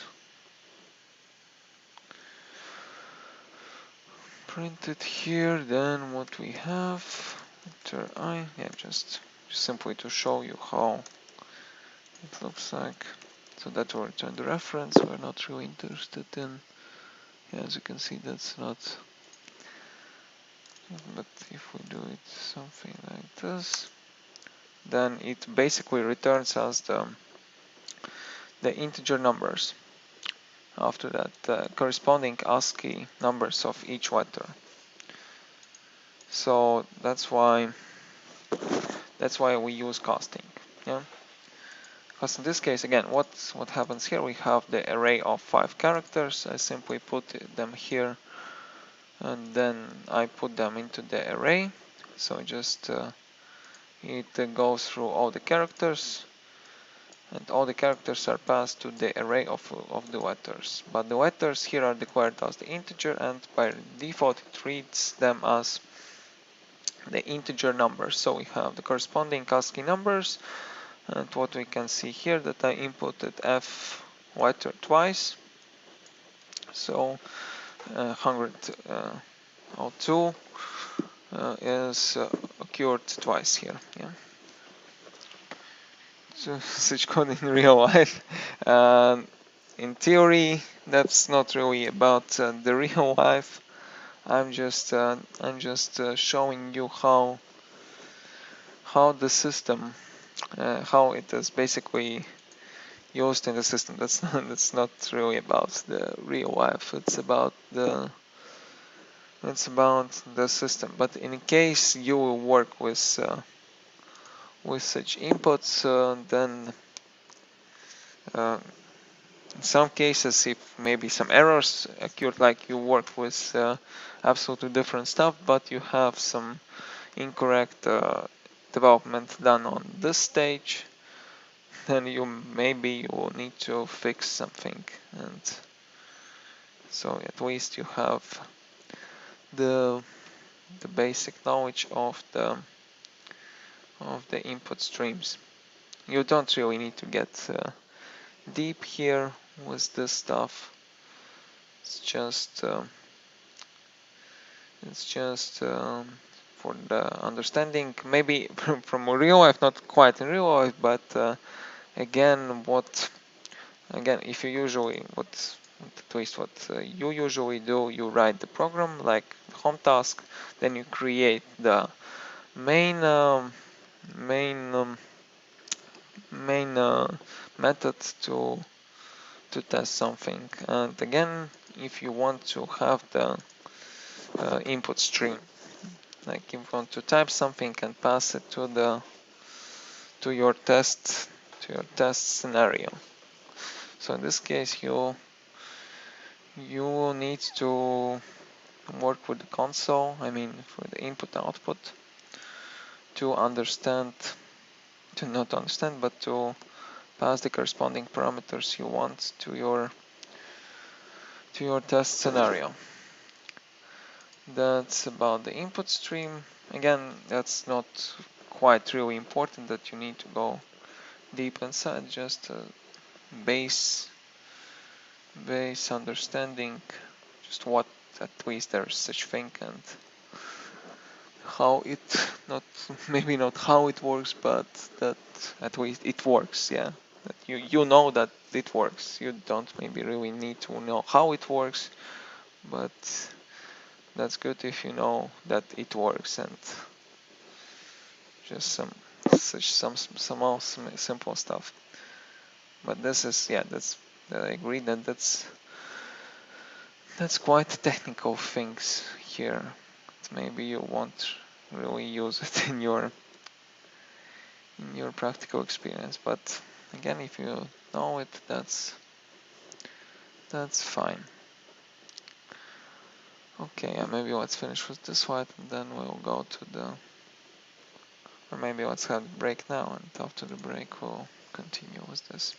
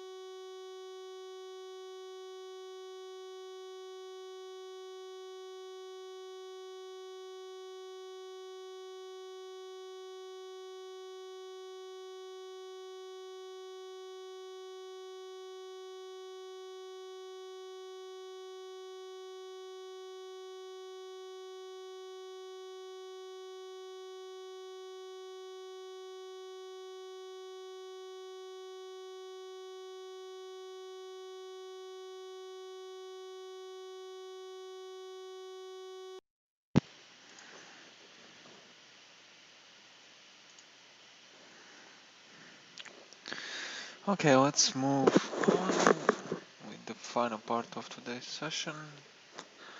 So yeah, that's about the input stream.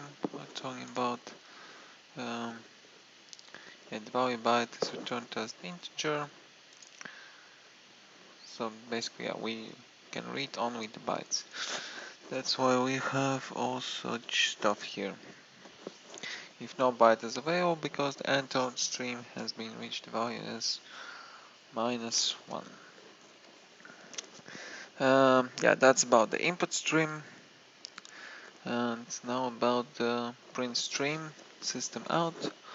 Also, what we really use lots of times.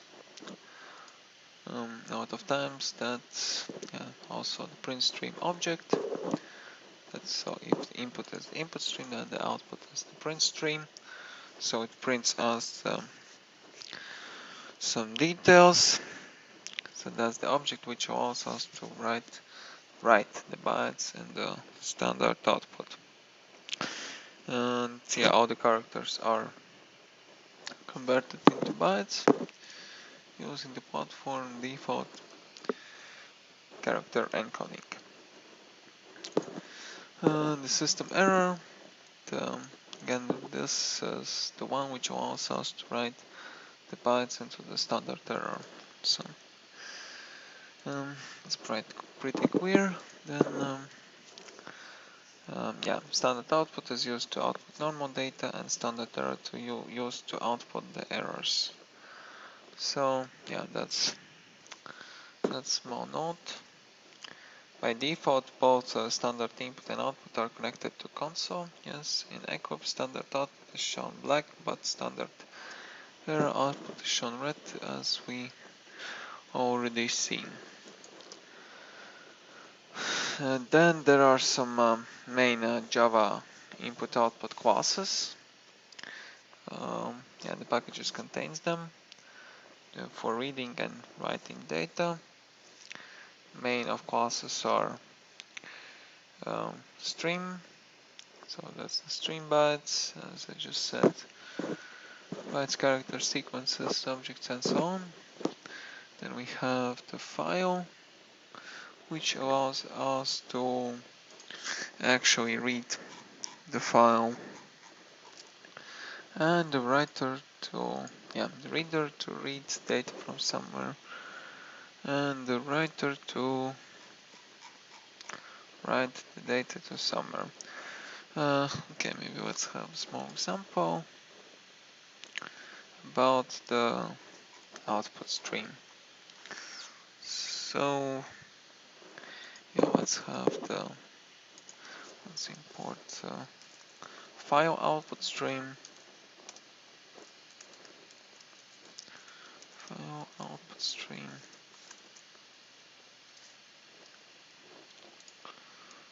Don't need this one anymore.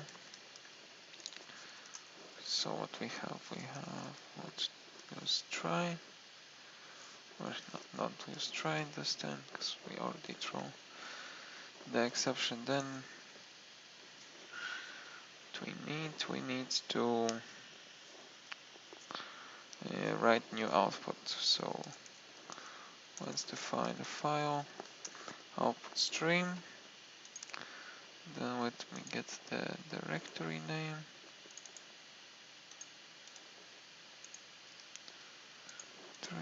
Copy address.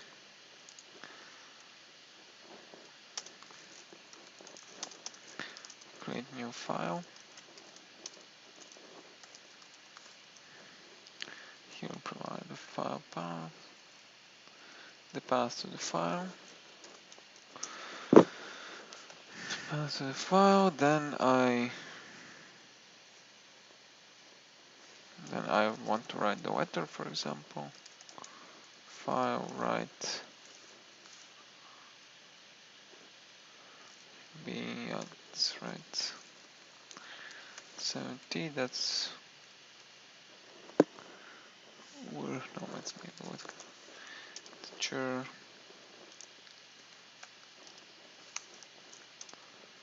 letter A.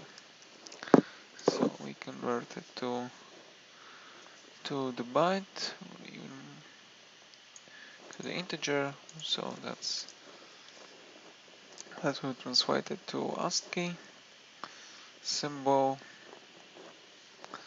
Then we type file equals, so equals to file to not interfere with it and within this program. And yeah, just maybe let's have the print that thing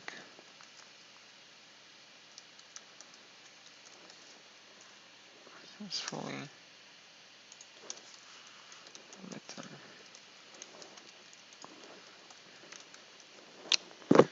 Okay, let's execute.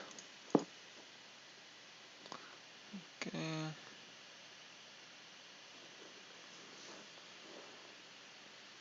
Okay, access is denied.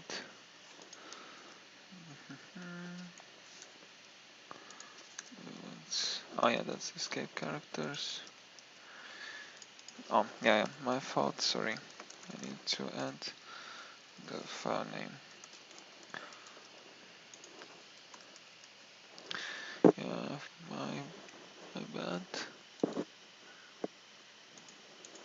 This usually that's the directory. And after that, we can see that the file is created here. File with the letter A. If we want to type the string, what we can do is that we can have the text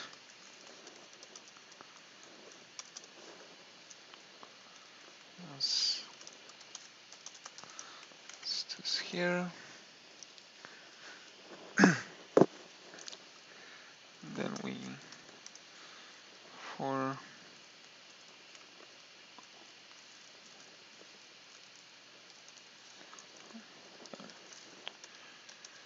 int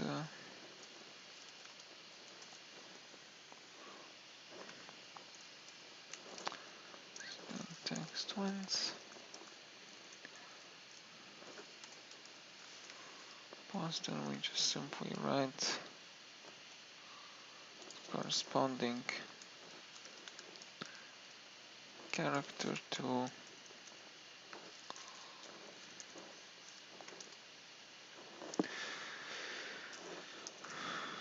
the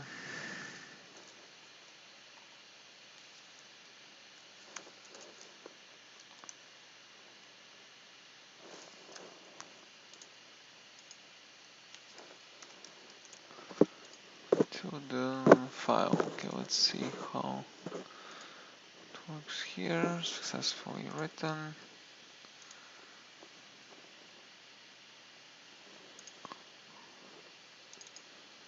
Yeah, text is here. So simply add one character, and basically that's how the file write works. Also, what we can do in a simple way, file write text to, it was the method, a moment, string to bytes,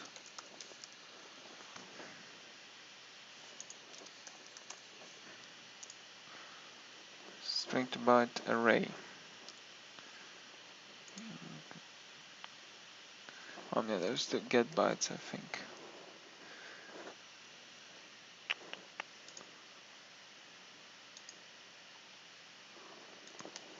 Text, yeah, get bytes. Just here, using the bytes.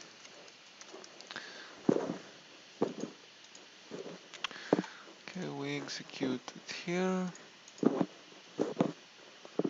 Successfully written, and we have the result. So That's the way how we can write the string to the file. Yeah, that's the example. Yeah, simply get bytes.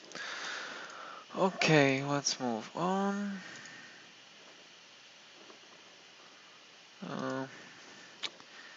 Yeah, let's move on. So the streams are, so there are byte streams by default.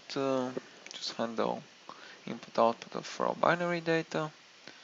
Then there's character streams that handle input output of character data, automatically handling translation to and from the local character set. What's the difference between char at and get bytes? Char at means that char at gets, so we have, let's simply, so if we have system out print have text char at, it means that we have the string, then we put the position at from which we want to read the character. In this case, that's the third position, and yeah, that's the fourth position because the character starts at 0, so it returns us the fourth character, and that's the T letter in this case. If we actually want to get bytes, it means that, I'm not sure in this case it will display as something meaningful, because just a moment, byte text bytes text get byte.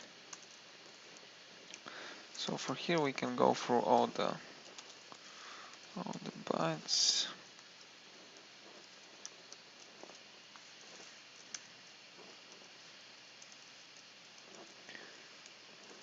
All the bytes and print them out. Text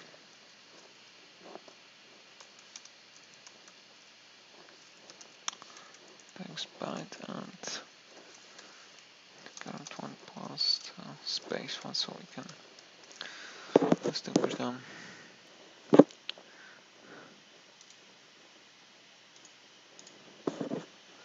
And if we get the bytes, it actually will get us the ASCII number of each character of the string here.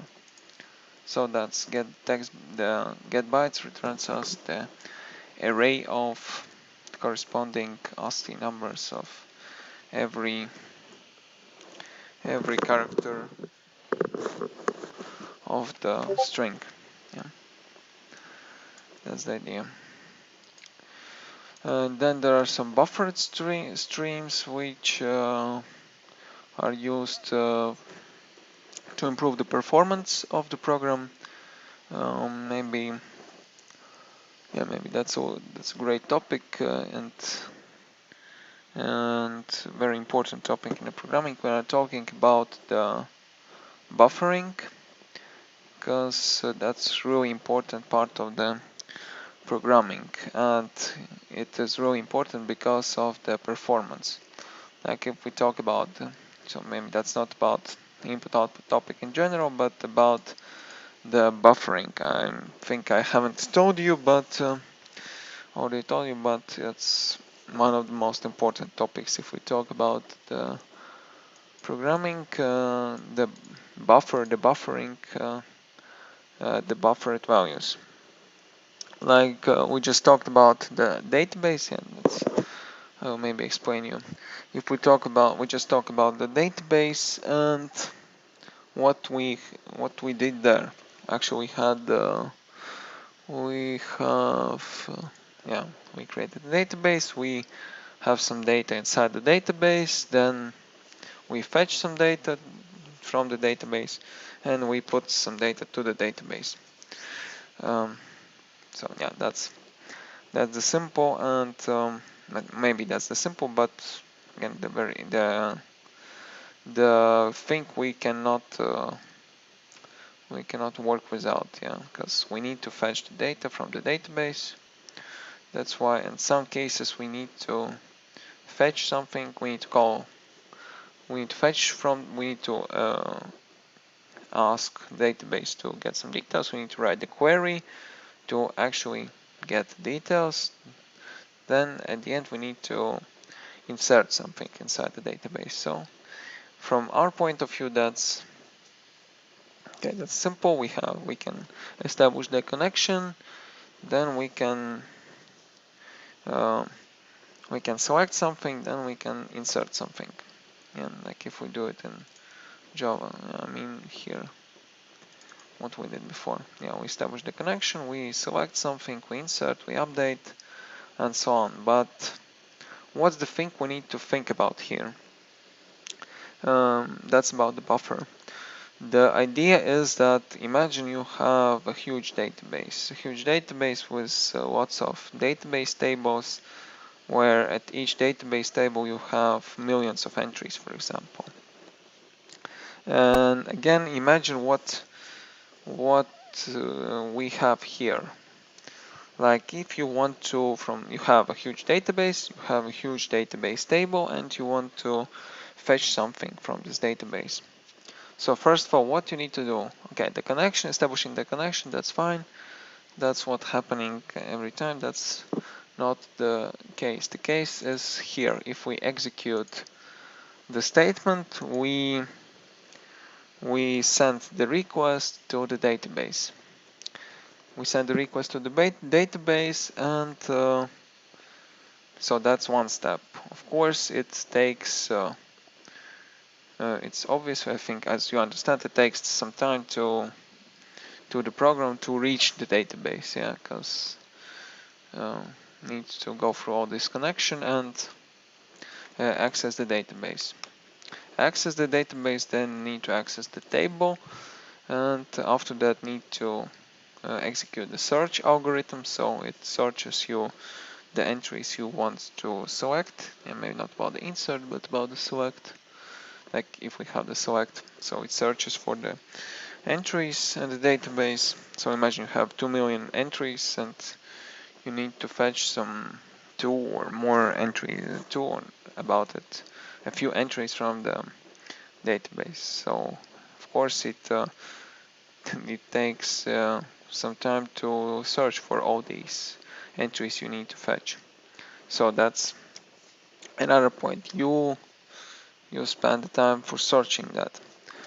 Then after that you get the data, and the data comes back to Java. And of course that data transportation also takes some resources and takes some time as well. And from this point of view, again, if we have a huge database, that's what you will most likely have in your practical work, and not in a part of this course, but I mean in real life. Yeah, you'll have a huge databases, and you need to think about the performance and memory. Like not in so many details about the memory. Like you don't need to care if you in most systems, in most cases, you don't need to care if you declared an additional variable somewhere inside the code, and that will reduce the performance of your program by 0.00000 and so on milliseconds. That's not the case we need to care about if we talk about some data declarations or memory usage in this case. But what we really need to care about is the read, insert, deletion operation, and we need to think about them twice more accurate when we talk about the database. Why? Again, because the request goes to the server. Request goes to the server, to the database, and um,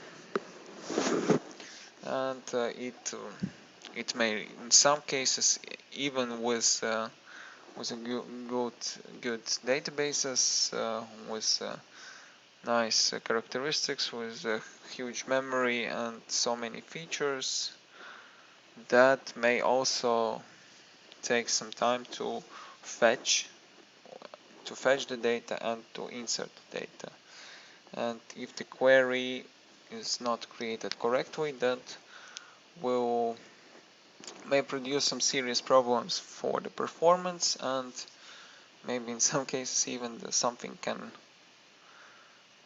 program can crash in some cases. Yeah, there can be the overflow in on the database that will result in the issue. So needs to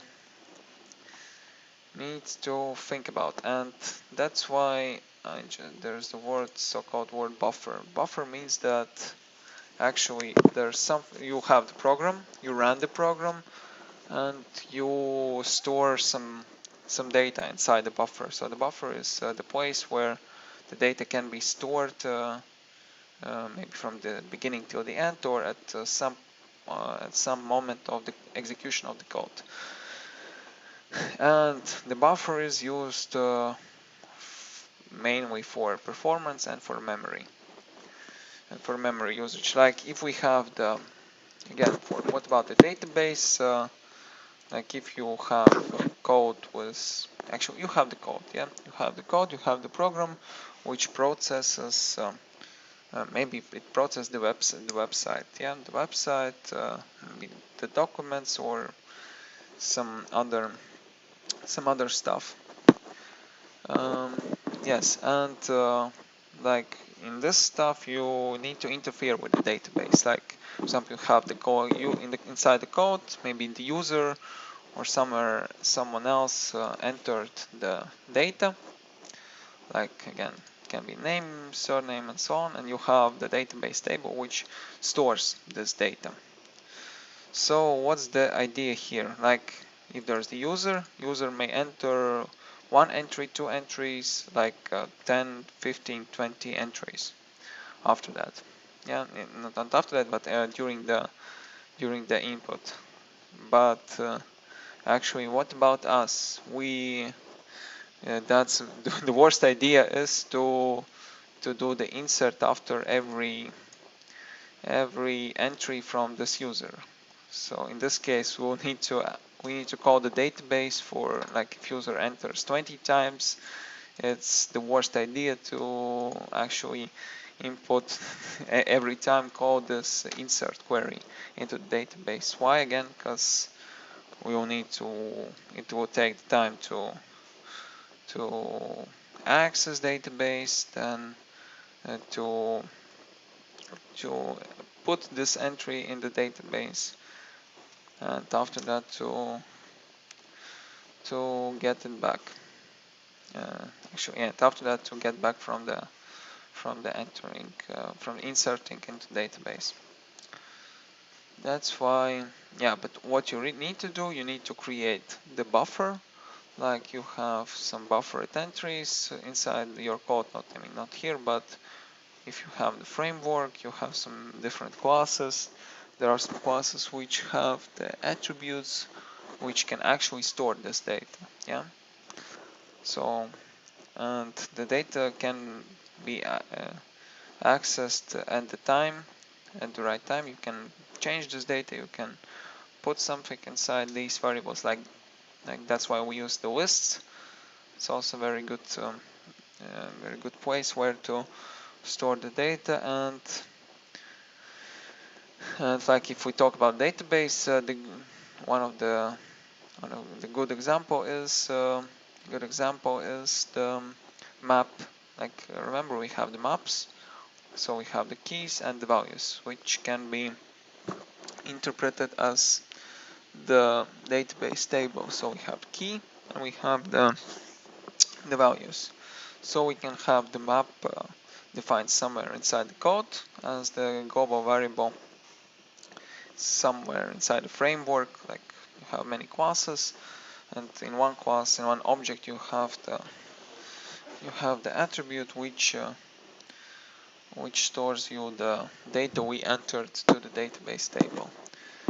And the idea is that during the program, during the execution of the program, we modify this map, this collection, we add something, we maybe even more change something, then we do all the stuff locally.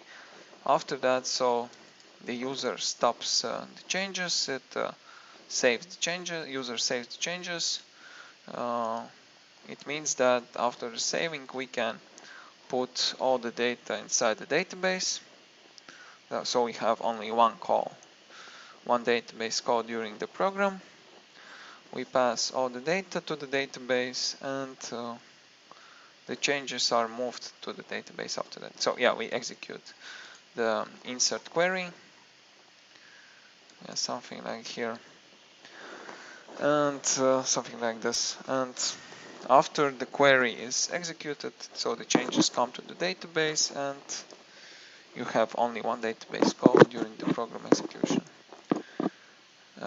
Yeah, that's one step, and again, that's the talk about the performance, about the memory usage. So imagine if user has kind of input like 10, 20 inputs, and after each input user executes after each input the insert statement is executed. So maybe some of you, maybe lots of you, maybe every one of you already faced some experienced some issues in websites. Like if you type something, you type one entry, then you need to wait for some time until this until the round trip is done, and you can continue to do the changes you want. To not changes, but to do the stuff you want inside the website. And yeah, imagine every time if you connect the database, that's the behavior is quite the same for the program. You insert something, if in the same time something is inserted into the database, that will take some time until this thing is done. So the users face not uncomfortable experience. Like they need to wait more time until they can finish all their stuff inside the website, the application, the program, or something like that. So yeah, that is why the buffers are used. The buffers are used, and yeah, that's about the insert. Also about the selection, like if we have the application, the website to interfere with, there are some data, like again the person data, and so on and so on.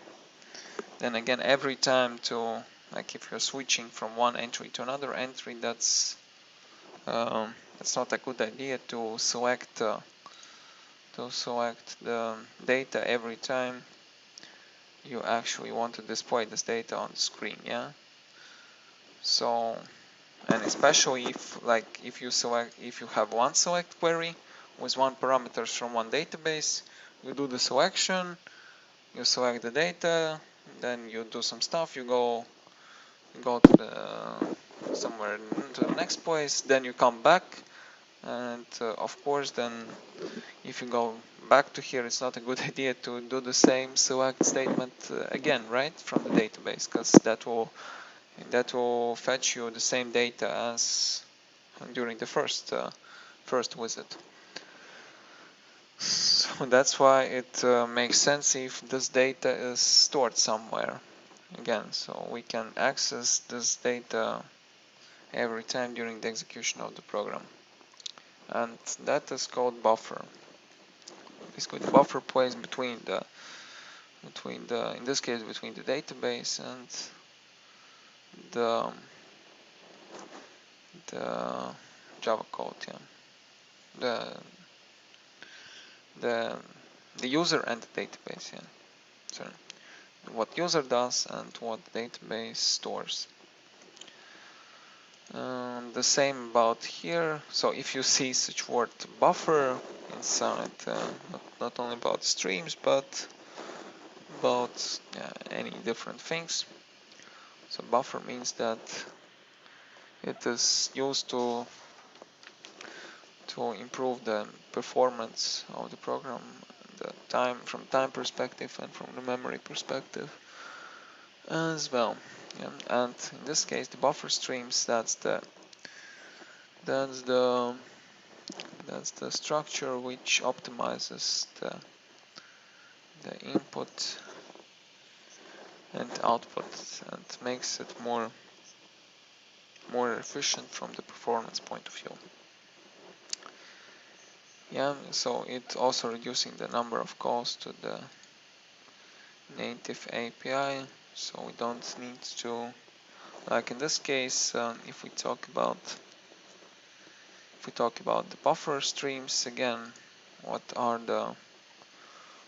is the purpose of the streams? You have again input output, and you have the input data and the output data, and of course maybe I want to tell you now about exact things here, but I think you can think it yourself.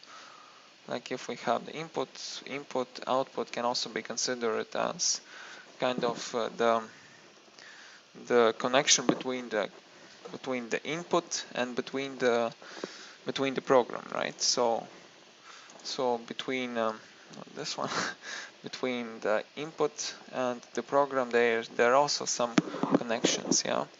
And we also, every time we write some stuff here, or how we interfere with the input, and we also need to think about the optimization of this. So in this case, if we don't need to call each other like many times, yeah. So in this case, if some buffering is used in the connection between the input and the program, that will increase the performance of this program in general. Right, so that's about the buffering. Then there are some scanning and formatting, which allows the program to read and write formatted text. There are data streams, which handle the binary input-output for the primitive data types and string values. Yeah, and the object streams, which handle binary input-output objects. And yeah, maybe one small example how to. So if we talk about the input stream, so here we had the output stream. The same way we can have the input stream.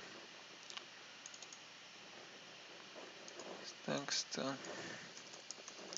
Here is the text written manually.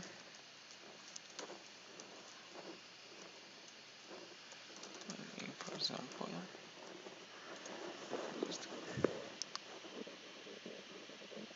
scanning formatting, kind of, but we'll talk about these terms a little bit later, yeah. In the same, basically in the same way, it's kind of the same, yeah. Okay, yeah, and if we talk about the file read, so from here,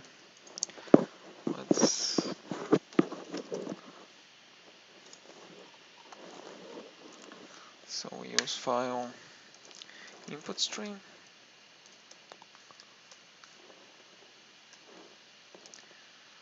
And then we create new file input stream.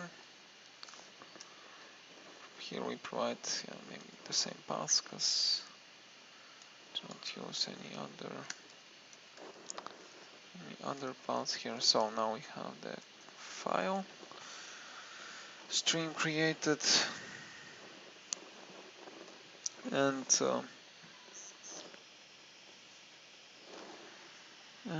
then again can read the file. So yeah, so how we can do it? We can do it using the while cycle. So at first we define new integer and do the cycle. And what's the idea here is we need to go through all the characters of this file. That's what we do, and so we passed we read it, then we pass not equals -1, and we print out all the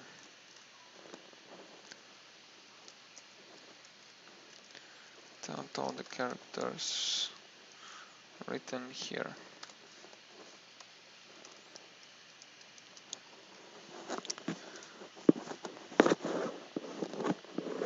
And yeah, we need to close the file as well.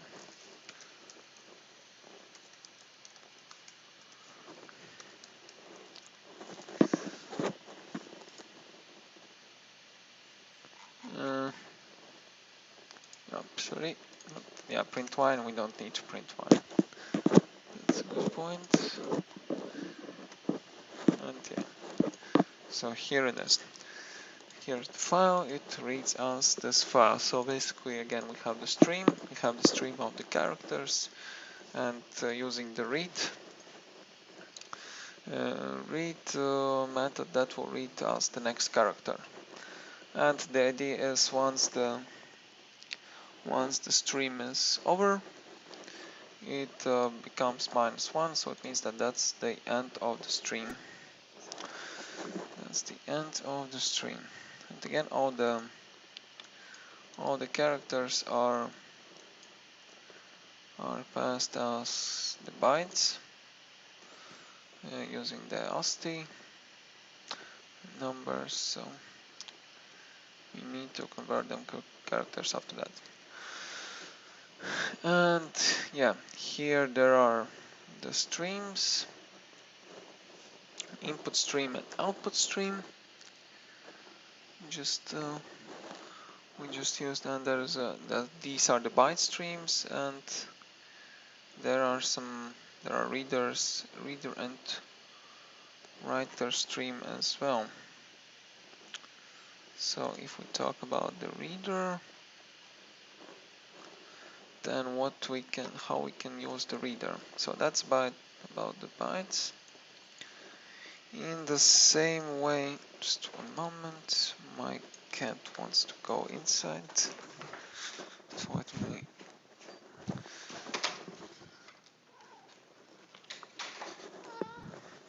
Okay.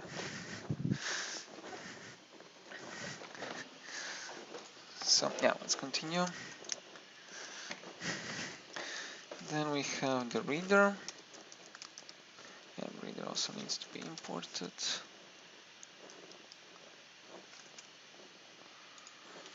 Reader, then we have new file reader. Then we read the file. Read the file. Read the file here, and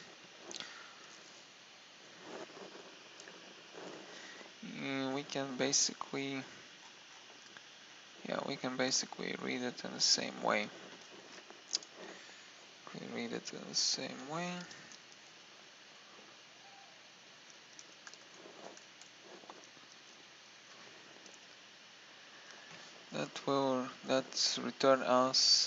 That also returns us the integer.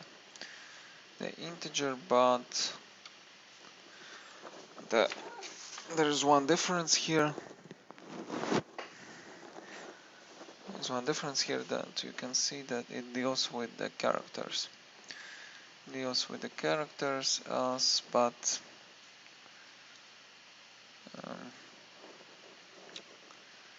it's the input, but yeah, in general way, it also uses the integer. And there are some technical differences inside. I mean, the one use bytes. This one use characters, but at the end we still need to deal with it this way. So maybe let me copy the code.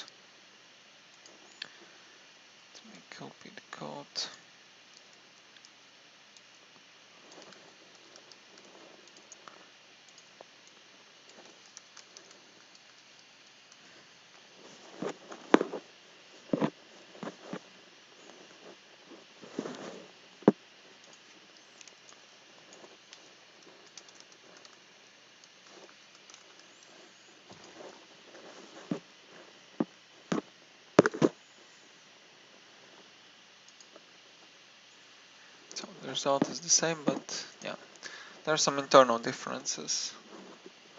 For reader and writer, we'll talk about them a little bit later, but the output and console.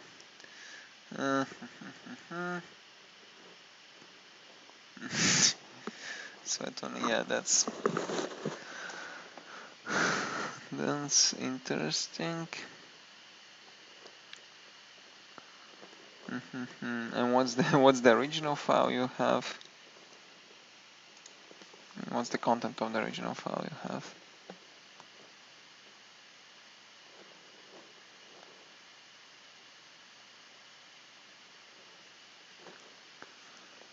Maybe yeah, that's because of the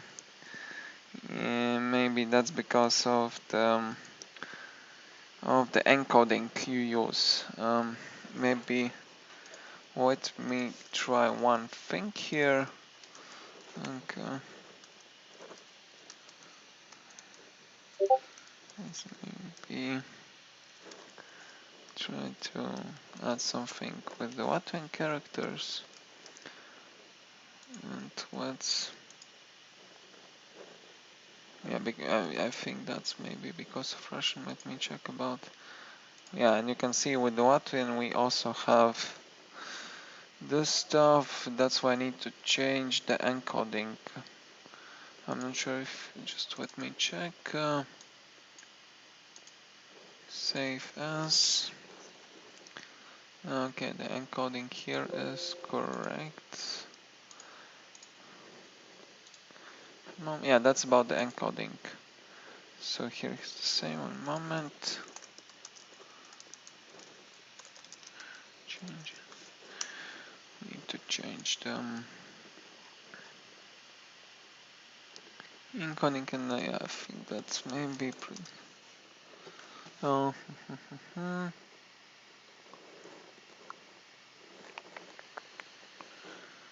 file reader.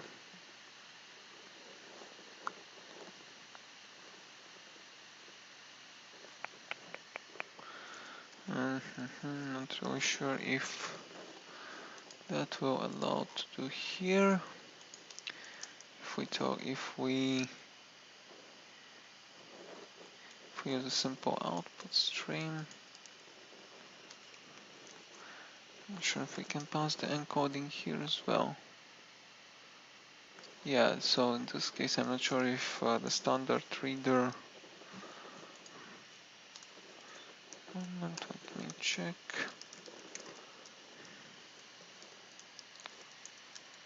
It seems that the encoding, we cannot change the encoding for the standard one, but if we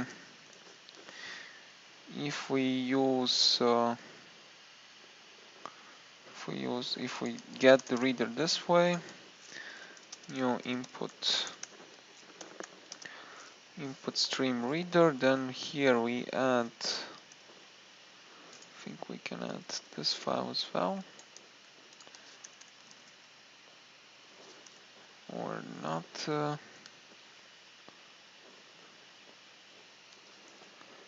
Moment. File reader, then we need to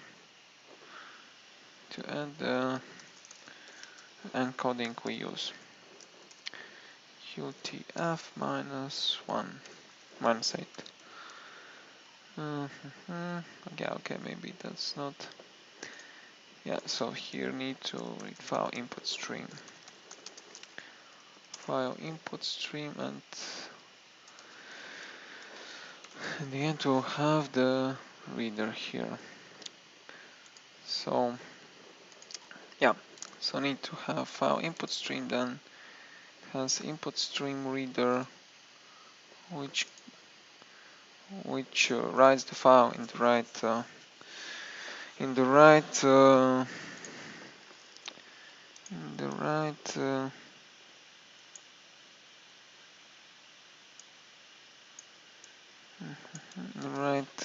encoding. So if we I'm not sure if the Russian encoding is also never export Russian encoding.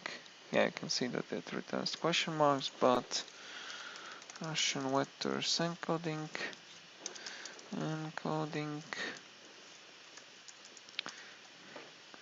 so script I think UT.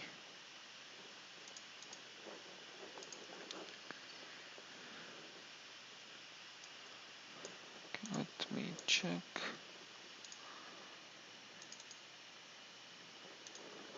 Save as. Then there should be different encoding. Moment. Let me check for the Russian encoding. Okay, maybe let's save it as is.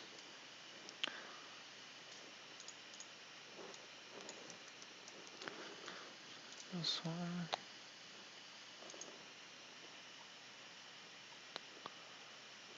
Okay. Java Russian encoding.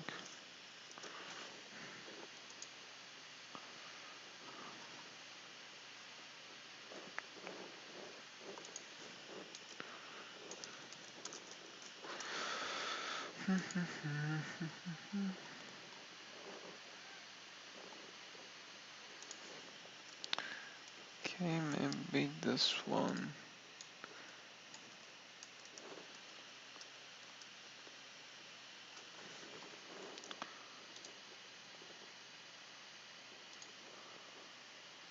Okay. Should file moment txt.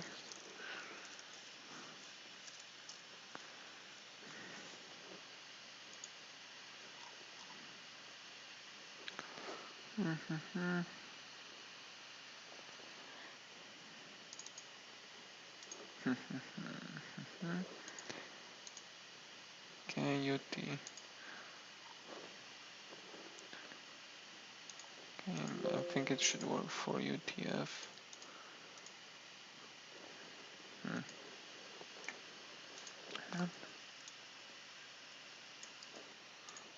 This one is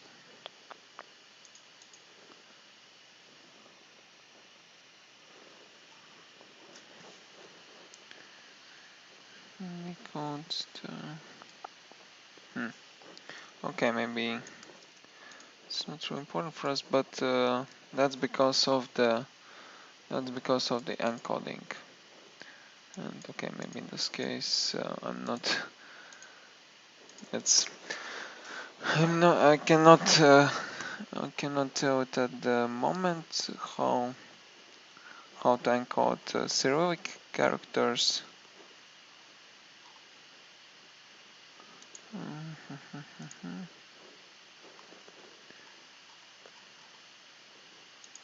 Moment.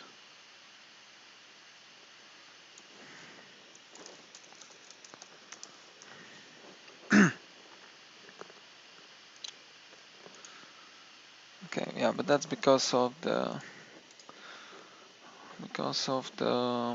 encoding type. Yeah, so that's why there's such issue. But I can export it a little bit later. You can export it yourself, because that's not quite important case for us. You can know that that's in some cases, if we have non-Latin characters like Latvian characters, we just had the issues before. If we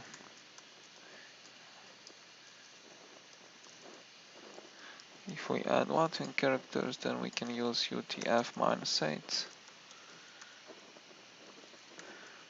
Yeah, and then that will provide us the correct result. If we don't use it by default, I think by default, even in this case, that will result in not sorry.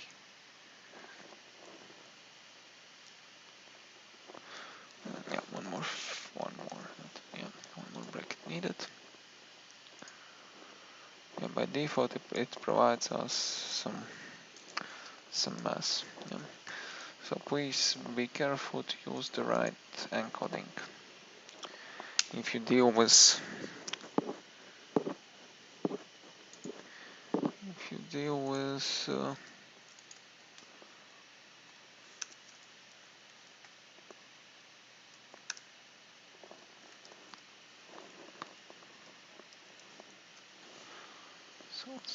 yeah, this needs to be added here. It's one bracket after that. Yeah, so that's no, again, no problem. Okay, that's a short introduction to the input output. We'll continue with this on Monday. Now let's have 10 minutes break, and after the break we'll have a questions and answers session from you. Yeah. Okay, let's have the break and let's meet after the break.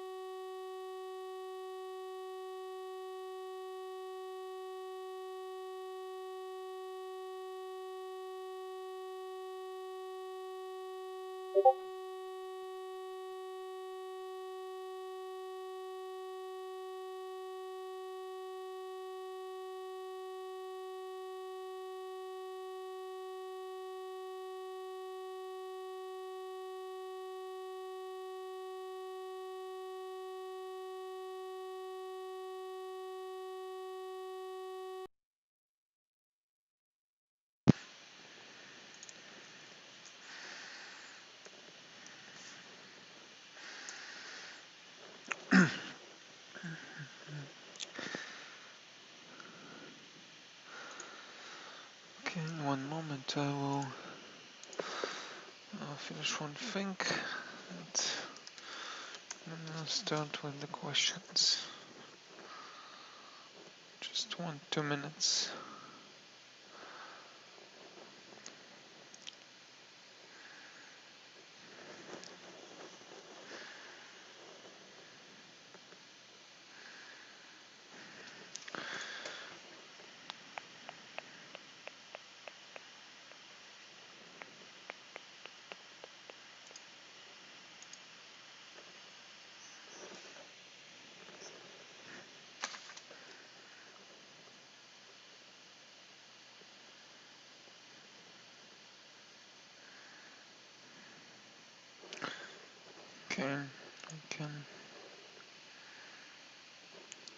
Okay, we can start now with the questions.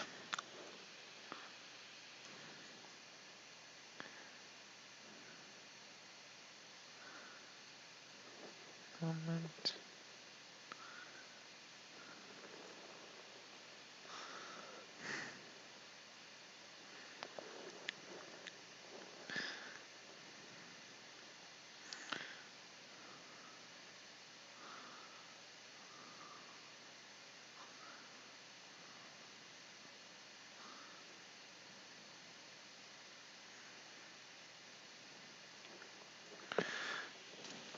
Hello. Yeah. So, yeah, just one small. Had to finish one small thing. Okay, so let's start with the questions. So the first one is from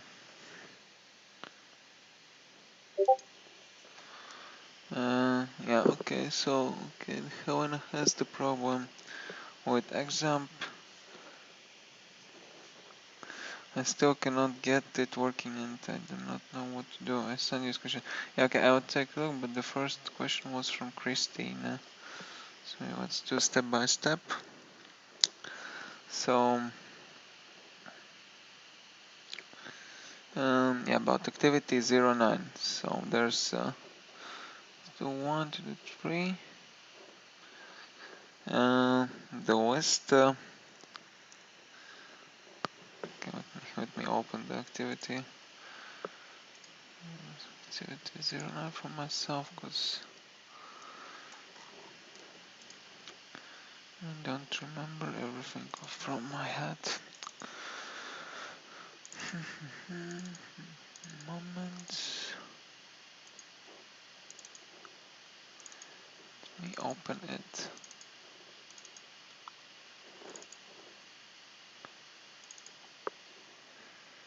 Okay, so in to do 1 and to do 2.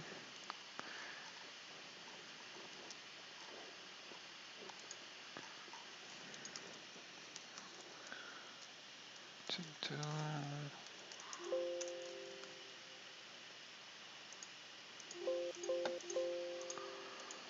do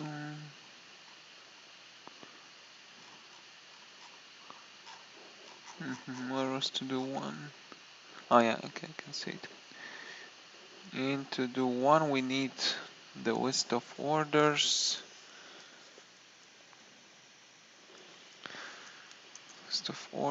To simply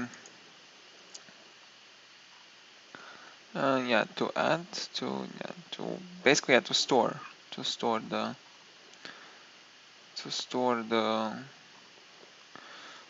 the orders, then return if needed.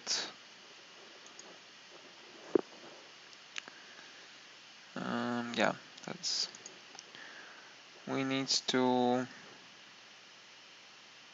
to store, so to store all the list of all the orders provided,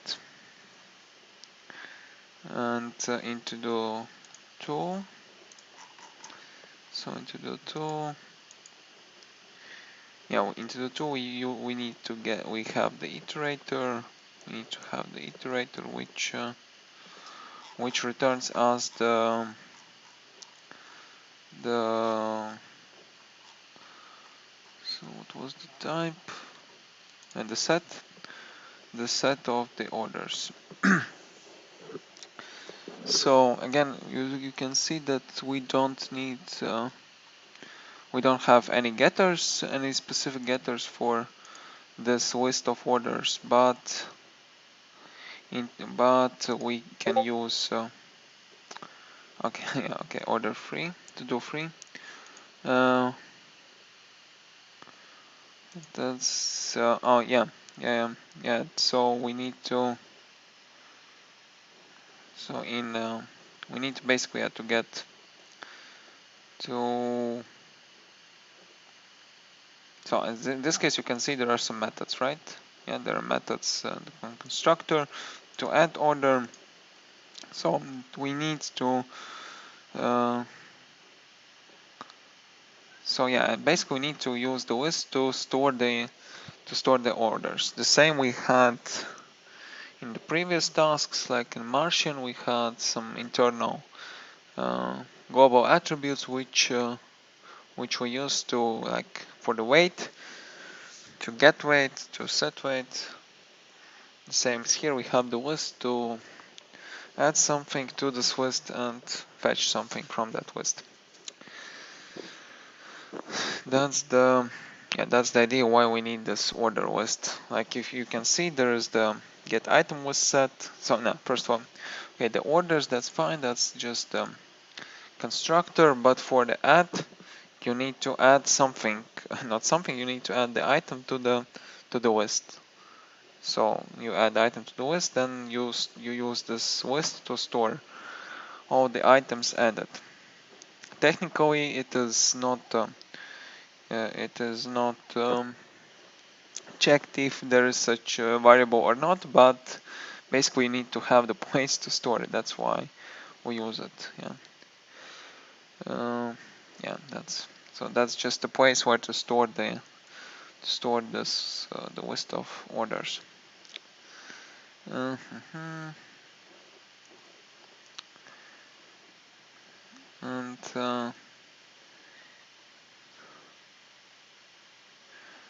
the index into the one, and the index into the one, next to the current order for iteration through the orders in order. The indexes, you need to have the iterator, because basically we use this class as iterator. So basically, again, we have the structure when we have the class of orders. So that's the class. That's the class of orders, and it is it implements iterator. Yeah, it implements iterator. That means that we can use this class to iterate through the list of the orders. But what's the idea of the list? The idea of the list is that it just stores the items. In this case, it stores the orders. And if we need to use the iterator in this case, we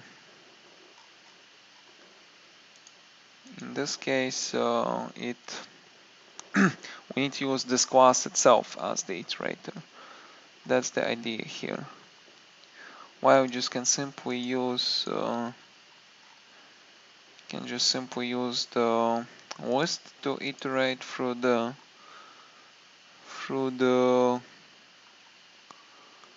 elements. That's the good question. That's maybe not maybe, but because we don't really want to allow users to not users, but according to this structure, we do not want to allow someone to directly access this list, because again, if there's also kind of encapsulation. In this case, as you can see, since the list is defined as the private one, it is encapsulated. It is encapsulated, so we restrict the access to this list, and that's why we do not allow to have such option to directly access to this list, to change it, to modify it. That's why it is encapsulated inside the class, and we use the iterator to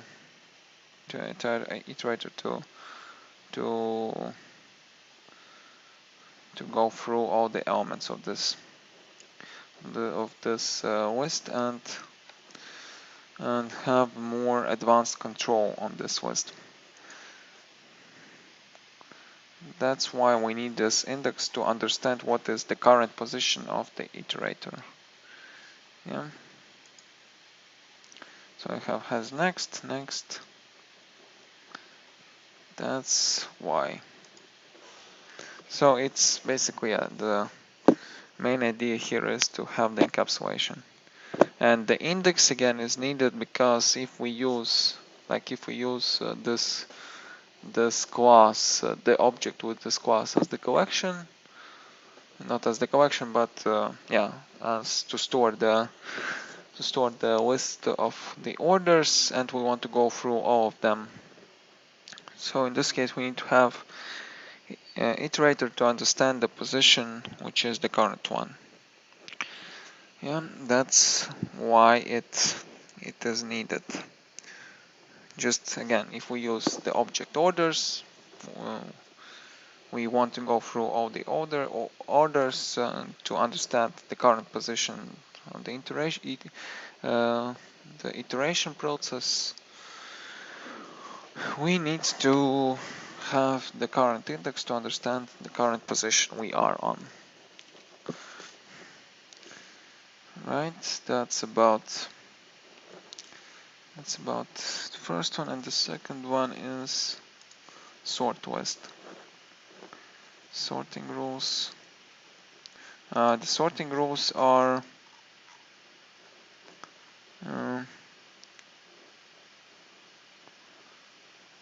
to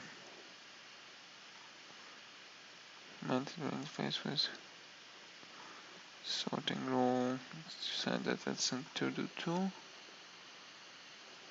Moment, let me check.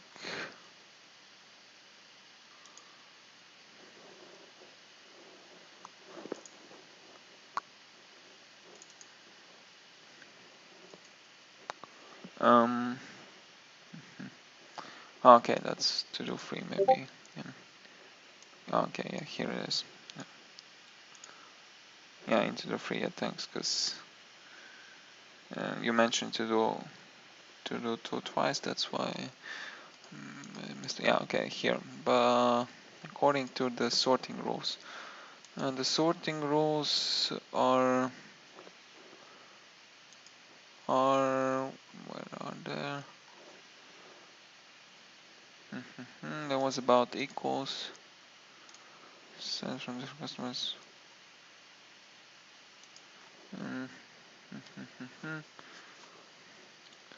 The sorting rules are mentioned in the order class. When we compare them using the. So we basically use the compare method. So the sorting rules are here, yeah. Here in the order class we define how we compare them, and and from here we sort it, but in this case the idea is quite simple. We can use to call the method from order class. We can simply call the method.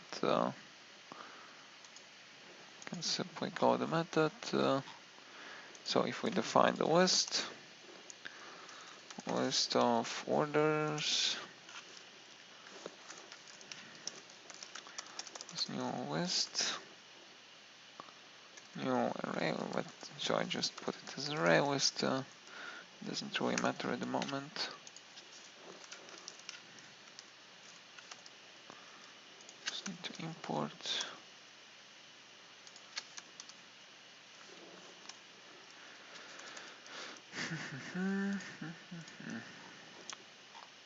And if we have some, just probably void test something. So we can do it this way. We can simply use the class collections. Collections.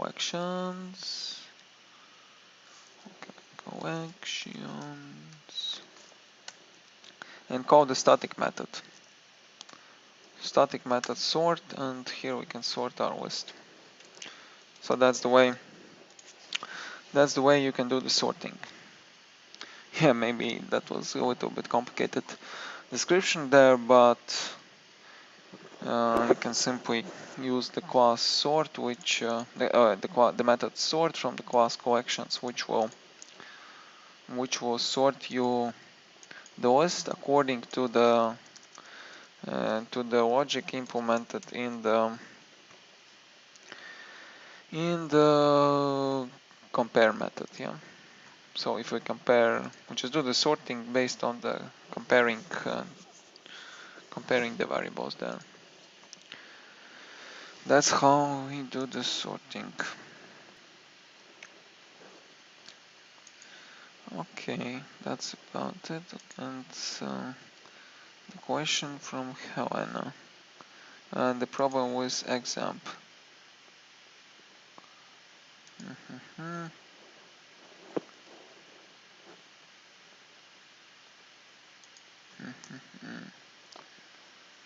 Okay, seems that there's a problem with locked port, missing dependencies. Okay, that's interesting. Let's see.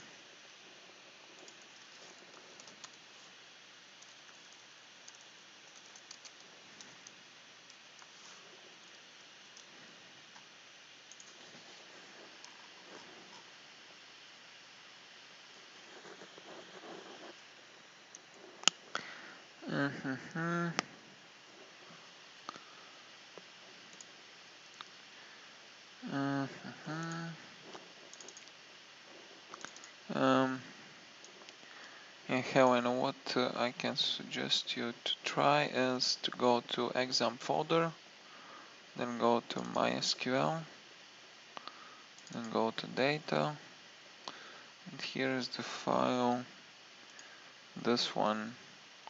Try to delete it and restart examp after that. So this file in examp folder, MySQL data.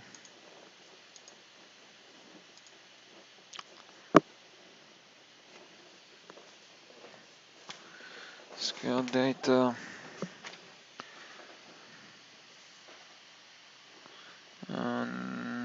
Why do you need MySQL start? I mean, you go to examp. So here is your folder. Then you go to examp.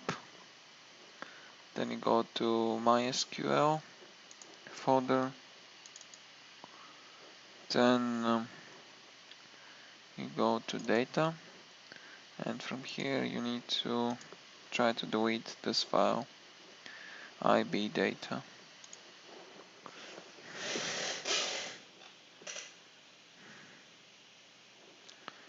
And try to delete this file and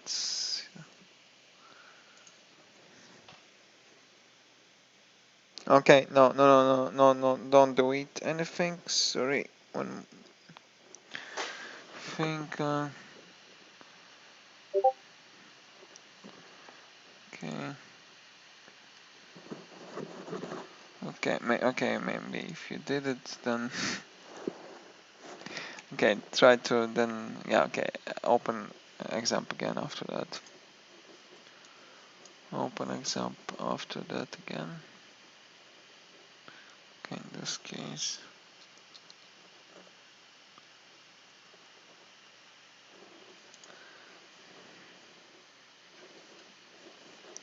Yeah, try to press start on Apache and okay, you got the same. Okay.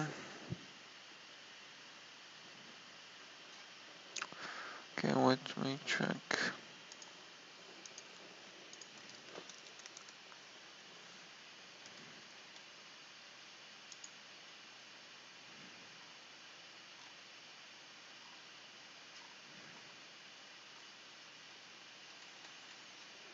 Okay.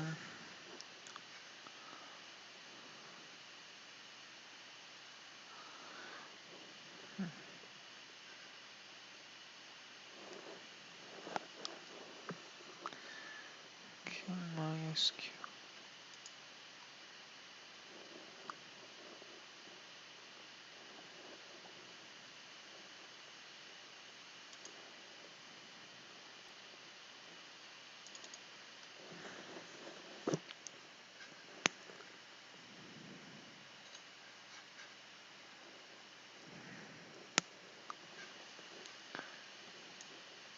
Okay, maybe try.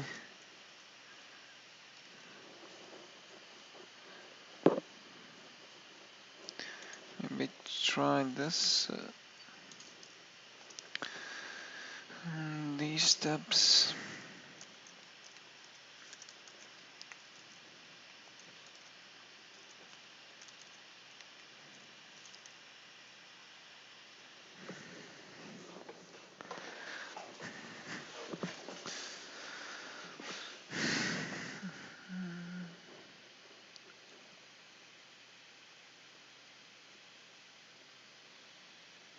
Okay.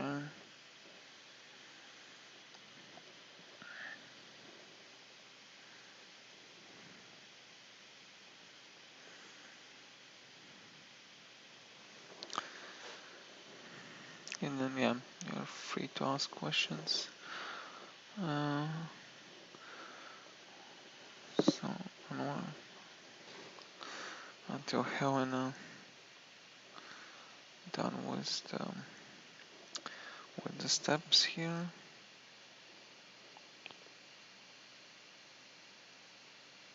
And do all the steps.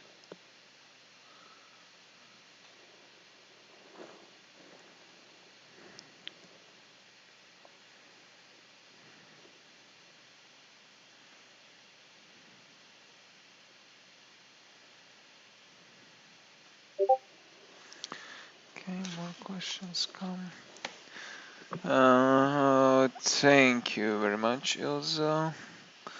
I absolutely missed it. Thank you, Ilza. Yeah, thank you for this. Because I think I pressed on your... Yeah, in case I missed any question, yeah, to everyone, in case I missed any questions, please notify me. Because yeah, thank you, Ilza. Inactivity, so inactivity 09 order class. I don't understand why it says that not all necessary methods are implemented. Okay, I will check it in a big bucket. So I will check the code from the big bucket.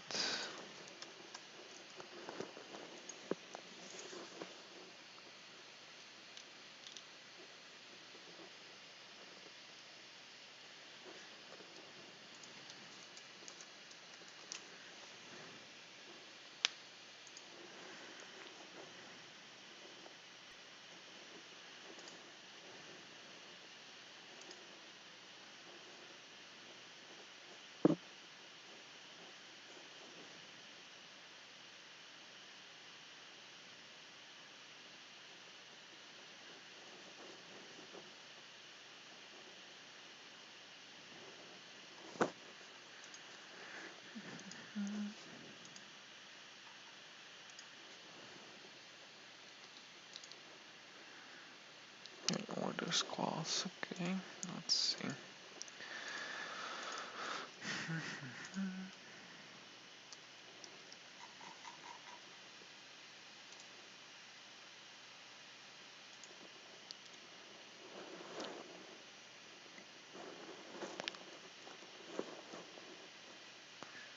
Okay.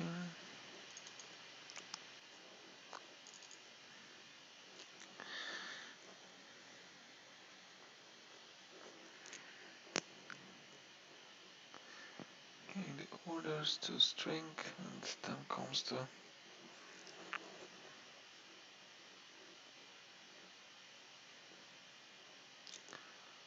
and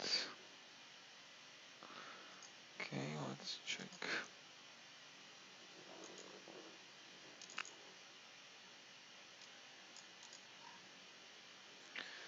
So here you have and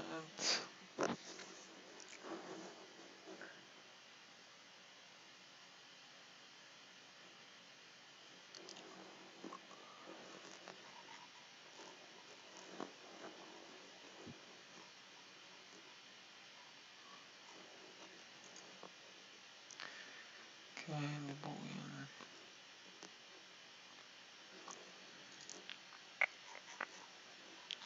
So that's the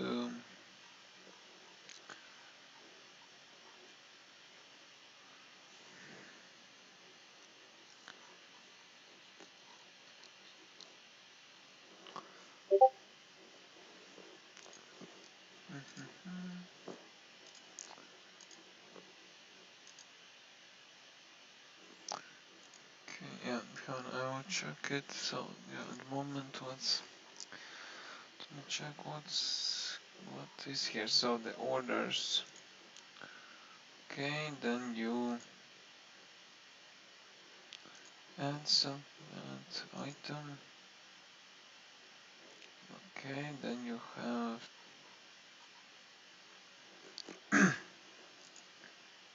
hmm,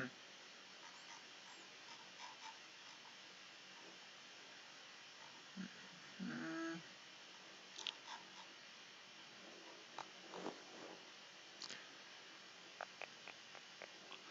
okay.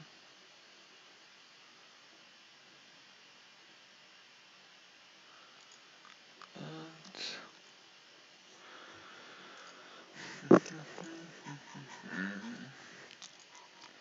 so okay, you have orders, have add, remove.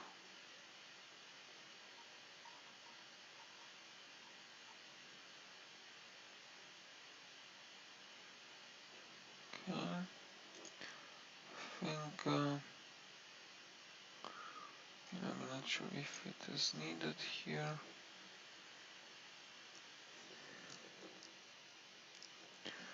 Just a moment.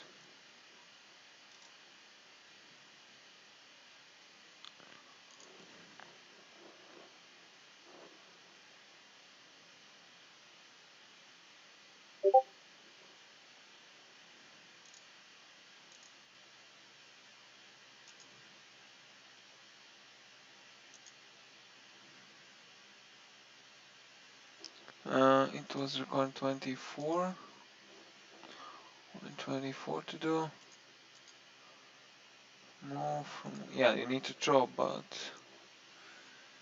you, yeah, but yeah, you actually what you do, what you did, you just pointed that this method will throw the, so which one was that, 24, and that this method throws the illegal exception, but you actually didn't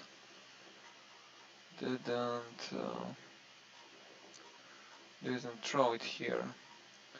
And since this, where's the remove? Where's the remove? This is override method.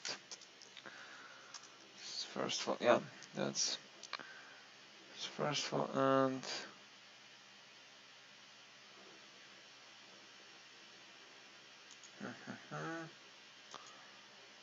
Moment, why do you have? Okay, first of all, you can see that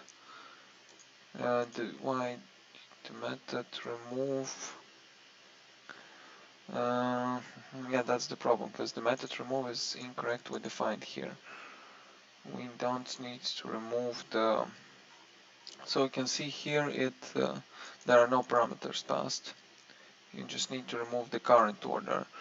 That's why we need the iterator, or not iterator, but the current index, because that allows us to understand which is the current one.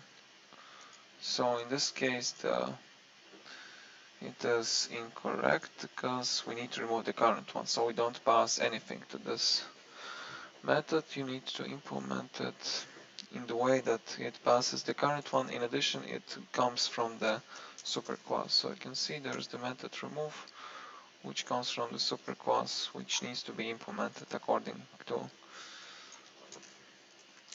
the logic. Yeah? And you should throw the exception if the current one is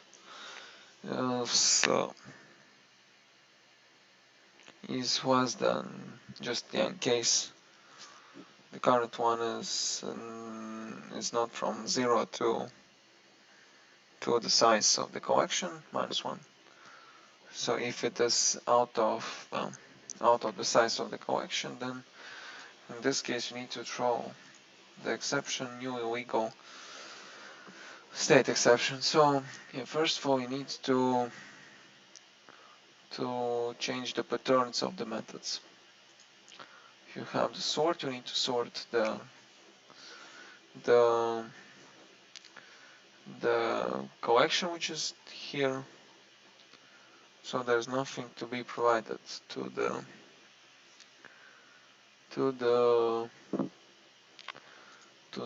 public void. So yeah, you need to change the patterns of the methods.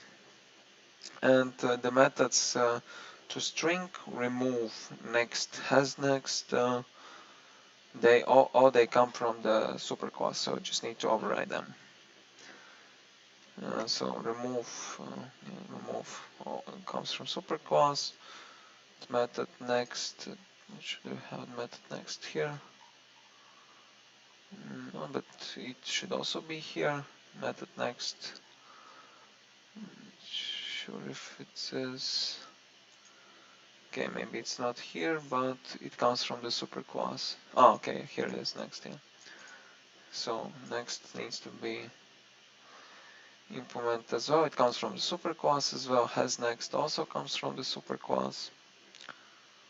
So this will also be overridden, and that's it about the methods which come from the superclass. Okay, let's see how to have an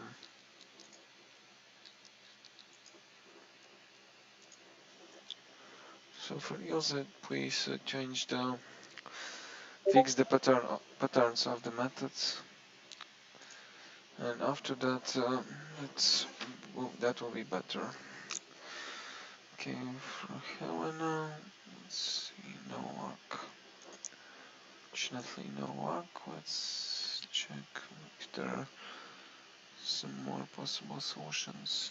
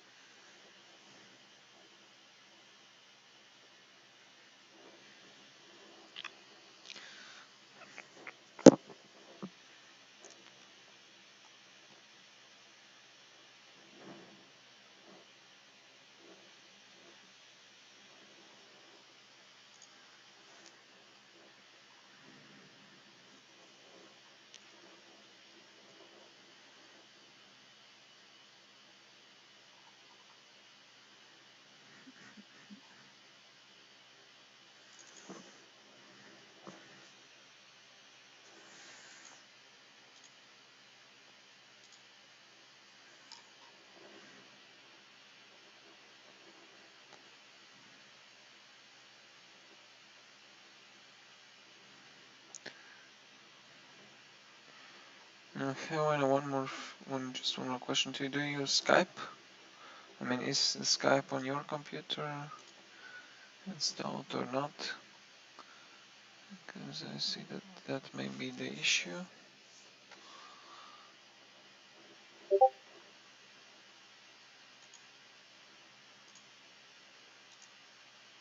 Okay, yeah, so if the Skype is open, then in theory that may produce some issues here.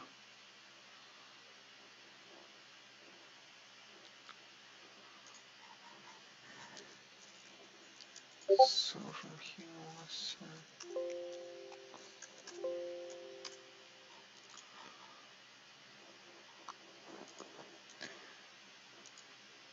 okay, you have no Skype.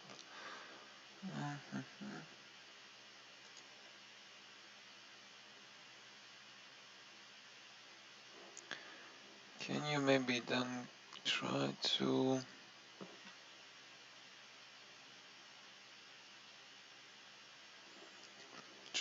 go to examp patch and conf,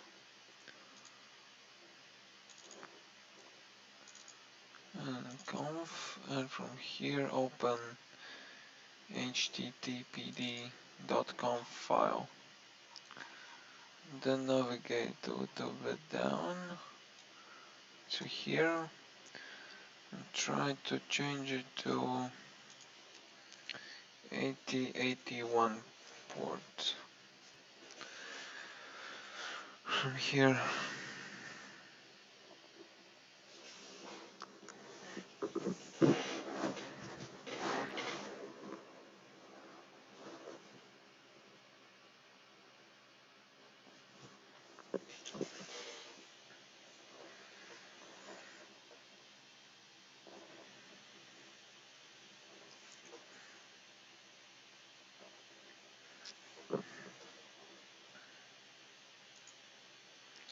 change it to 8081 here.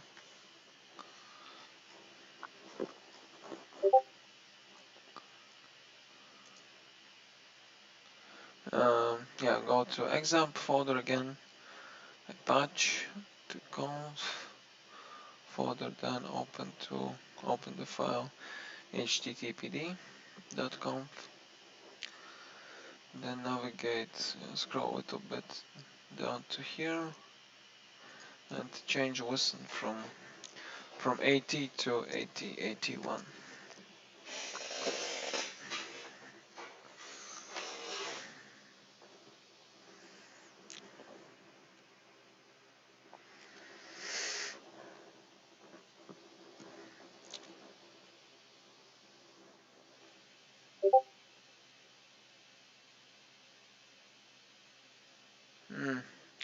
No, open with text, open with, and select open with notepad.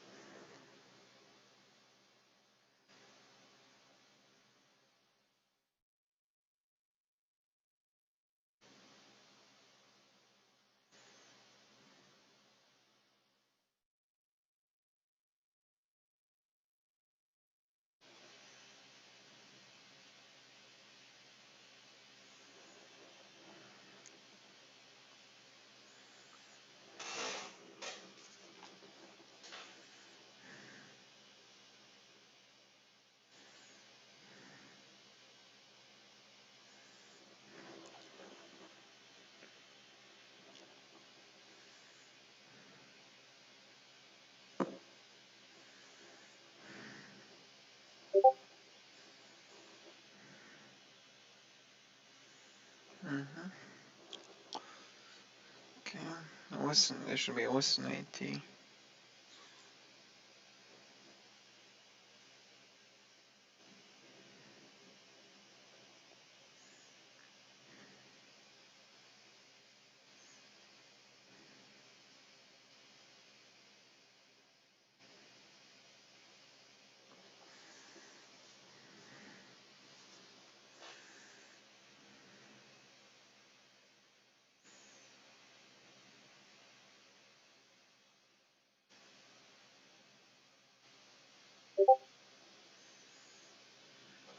No, you should put 80, this one, 8081.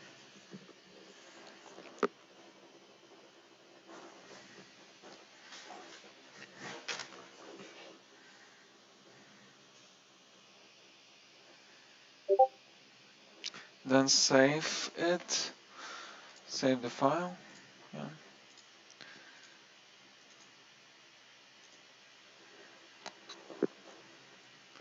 And run examp after that.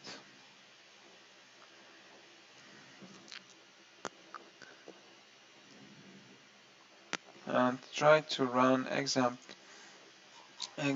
as administrator. Yeah, so if you go to the file location, from here you can run as administrator. So I'll close my. So from here you can run as administrator here. Yeah, run as administrator. It will ask you to allow yes, and yeah, and after that you can run them.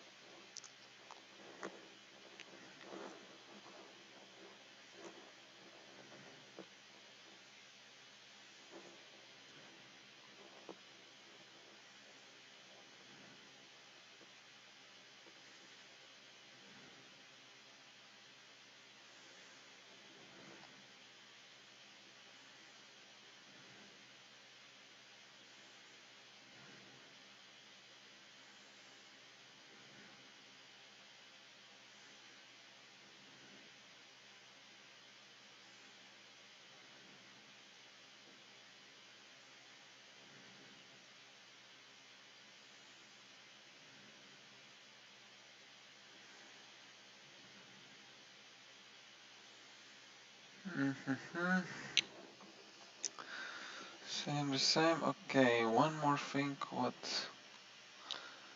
can do?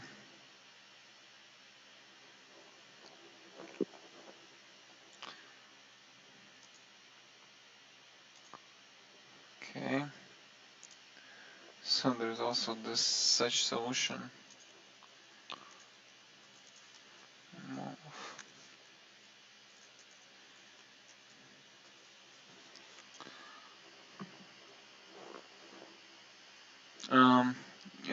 Helen, I have the question. Why the Mercury and Tomcat are running on your computer?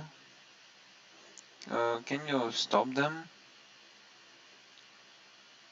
I just noticed. Yeah, please stop them and try to start Apache and MySQL after that.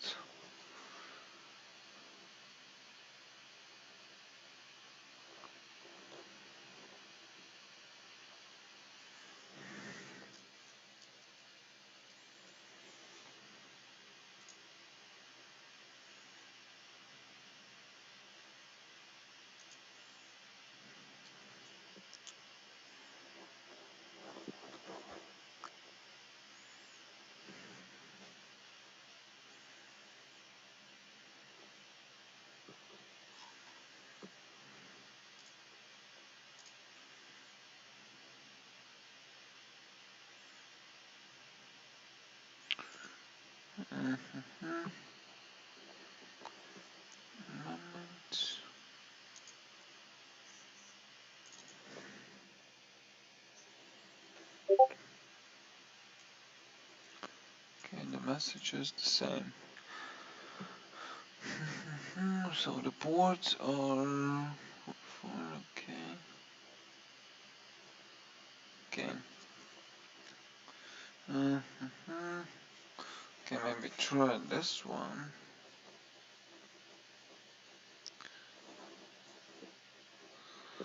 Try this maybe.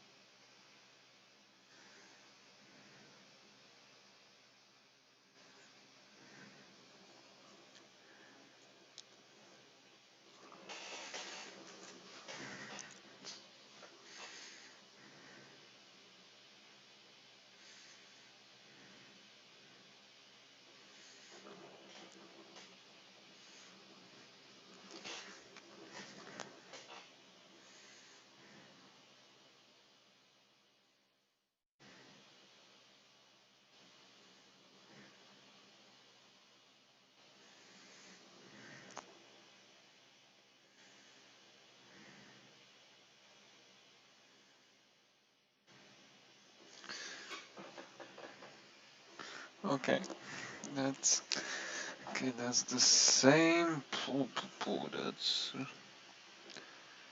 That's a bit interesting. Okay, so if you go to the config, get config as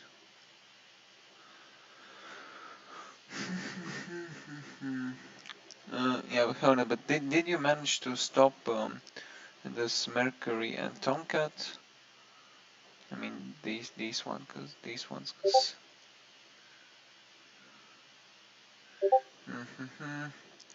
yeah, maybe try to reinstall it. That's maybe a also suggestion. The only suggestion I can maybe advise from the config. Okay, maybe that's not just more. Yeah, maybe try to reinstall it.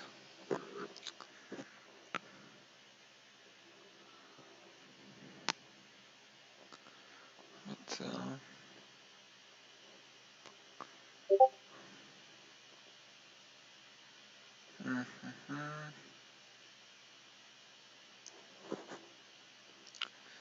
okay.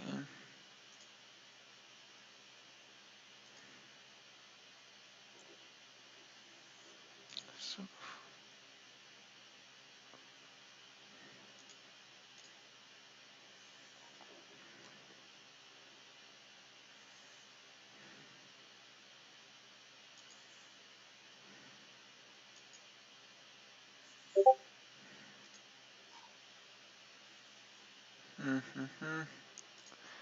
maybe what can you try to do? If you go to the config of MySQL class, maybe try to copy the try to paste the content from here. So go to config and try to paste the content I just sent to you.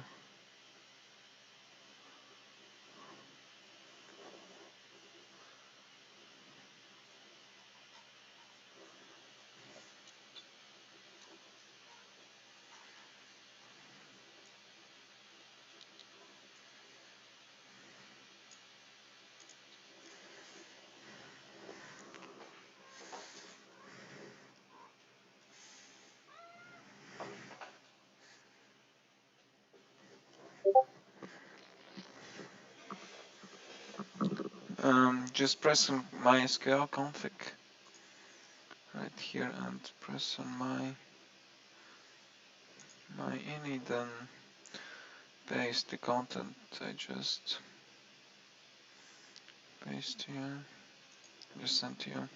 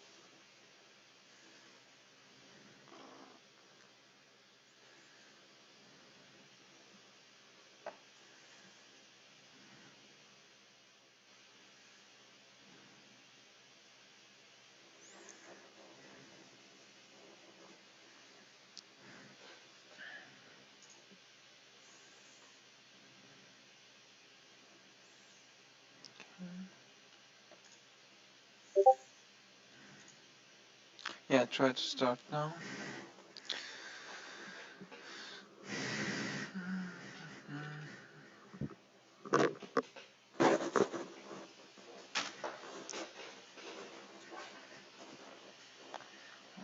still the same. I'm not sure if you need to reinstall something, because that will result. Uh, uh, it seems that basically, according to the error message, it seems that you have some additional server running from somewhere, and maybe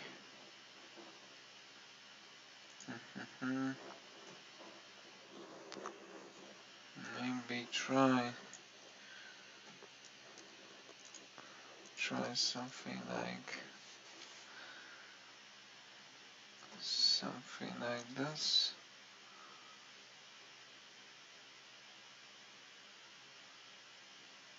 Okay, I'm not sure now. I don't think that's the right suggestion in this case, because MySQL workbenches. Yeah, because we don't use MySQL workbench here.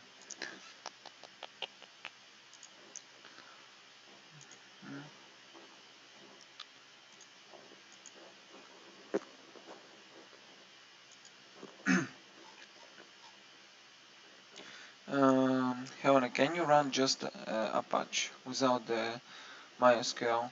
I mean the first one.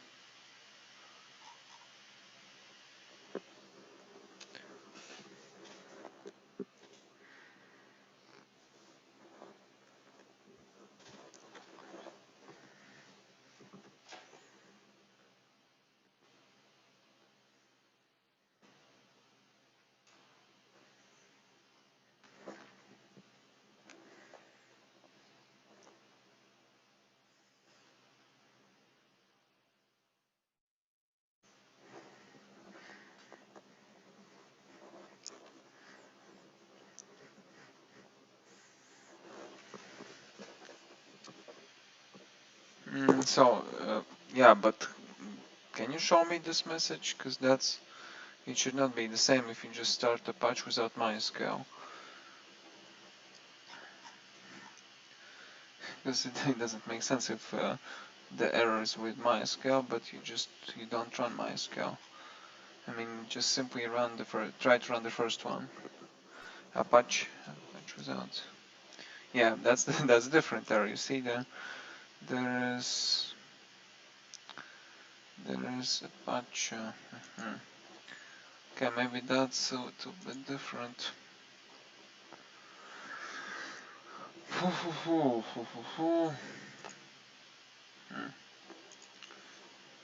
Yeah, it seems that something is already occupied in your computer. In the ports are.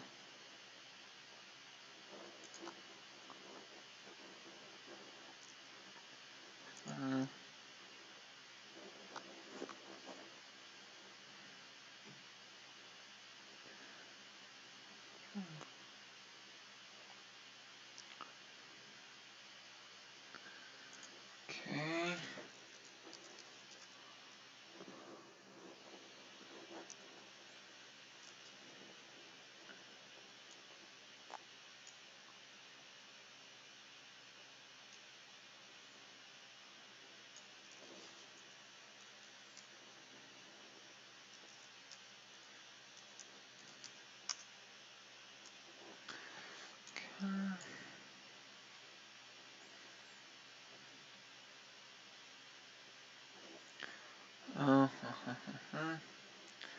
Okay, Helena, can you go to the command line? No, don't install the examp. Try to open ResultSet in the command line.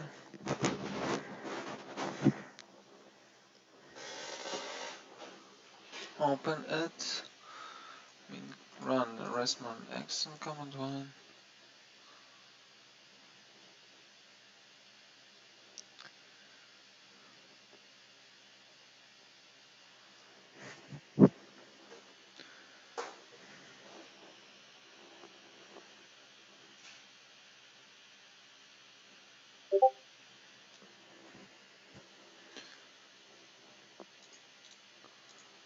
And a moment.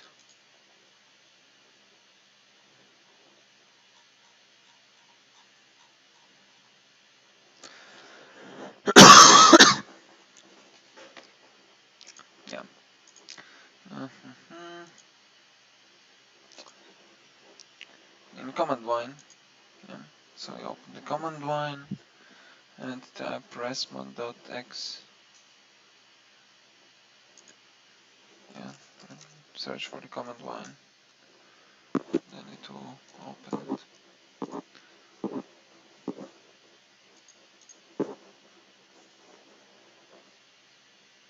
Type resmod.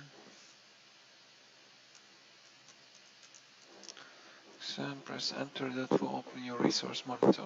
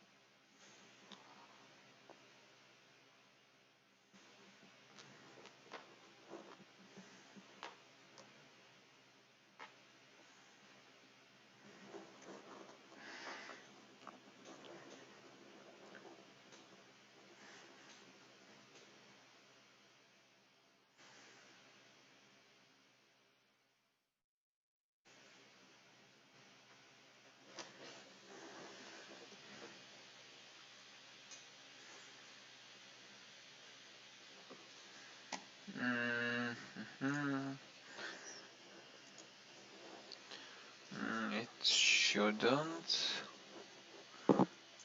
So just so have it tapped it correctly.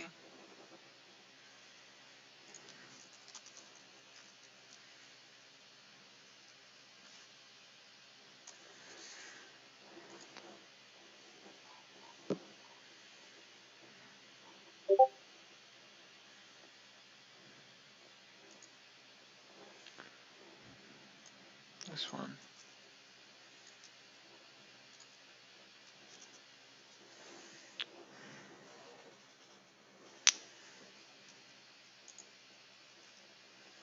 Yeah, in the same way you can just simply search for it and open it here.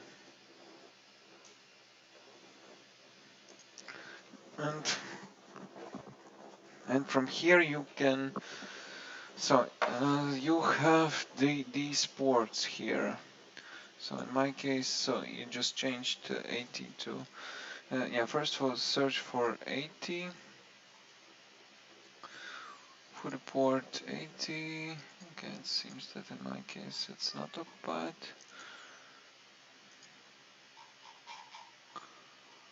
So it's not by task, just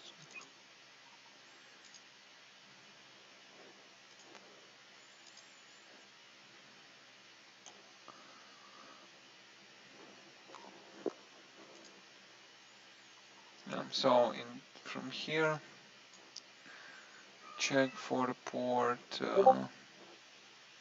yeah 80, but you had 80 81.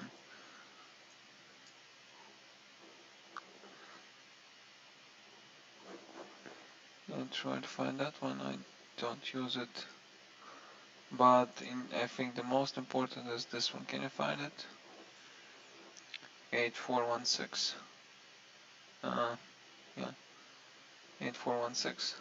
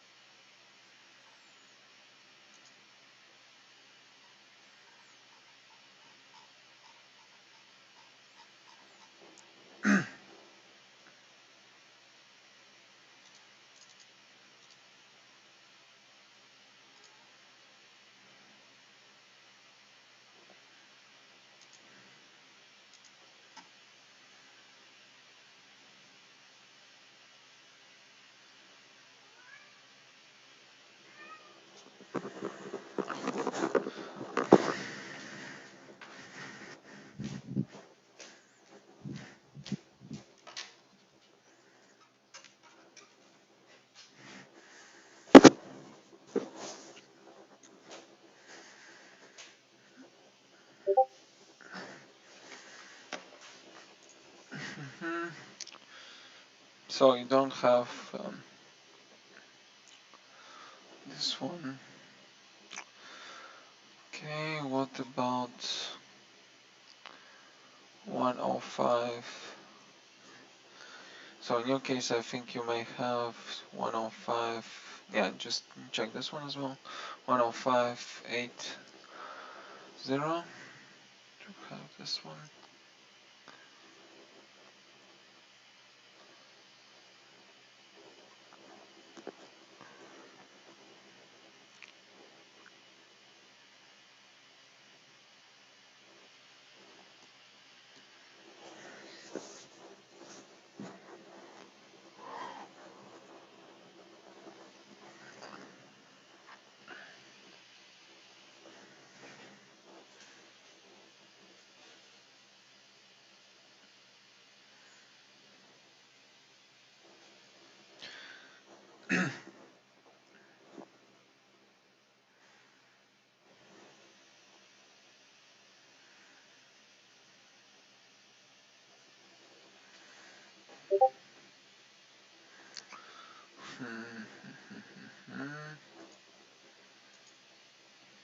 Yeah, it seems that the ports are not actually occupied.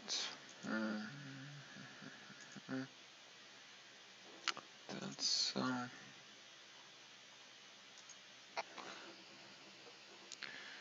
okay, maybe so. Missing dependencies.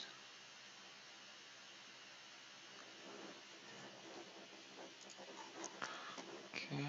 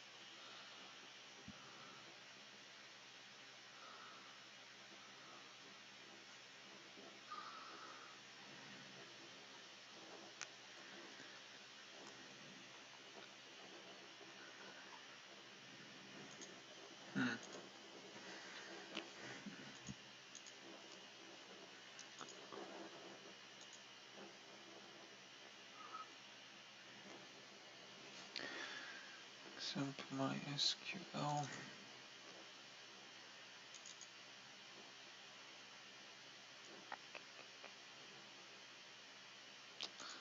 Just back up. And the same with Apache.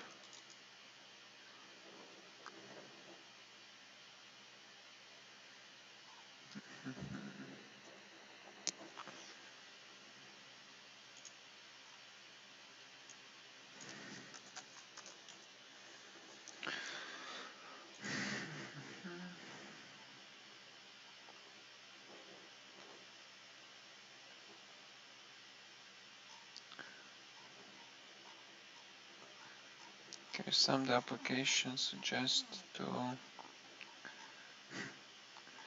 start that the reason is because of the Skype, but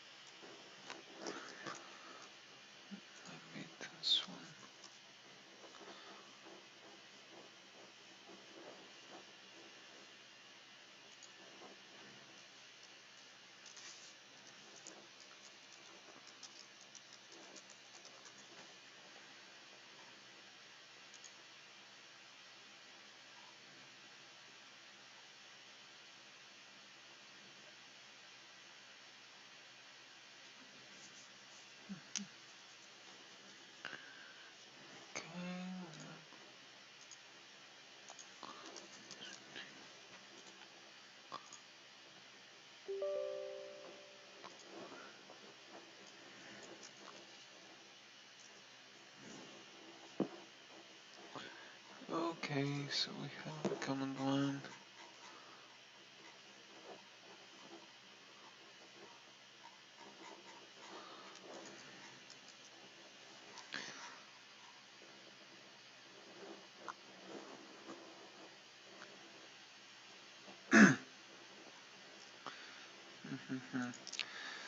Okay, I wanna maybe try to do this one. Go to open the command line. Open the command line. Type run as administrator.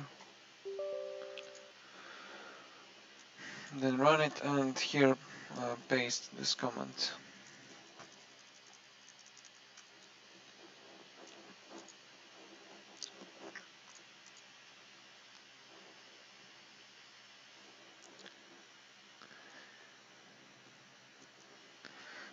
Yeah, for ILSA, the error means that at some point you try to pass the object with the class orders to the array list. Like you need to put the object inside the array list, not to replace the orders with the array list with the orders method. So in your case, yeah, that's for user. You at some point you try to put so you have the array list. So yeah, have the array list variable, and you try to assign the orders to the array list. Yeah, but you need to. But in this case, that's incorrect. You should.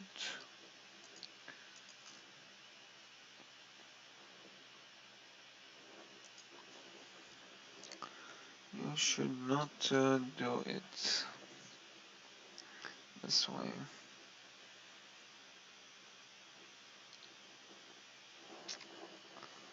Yeah. So that's the reason. At some point, you try to cast incorrect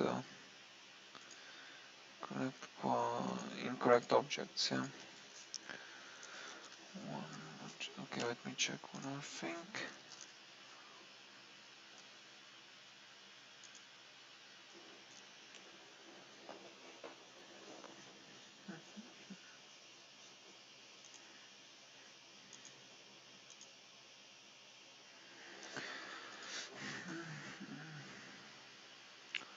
Yeah, I just want to check if you put the you put the superclass, so not superclass but the interface.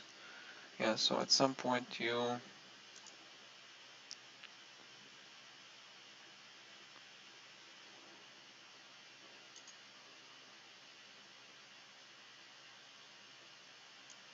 and command Y you need to write this one what I just pasted to you, and sent to you. And yes, you can continue.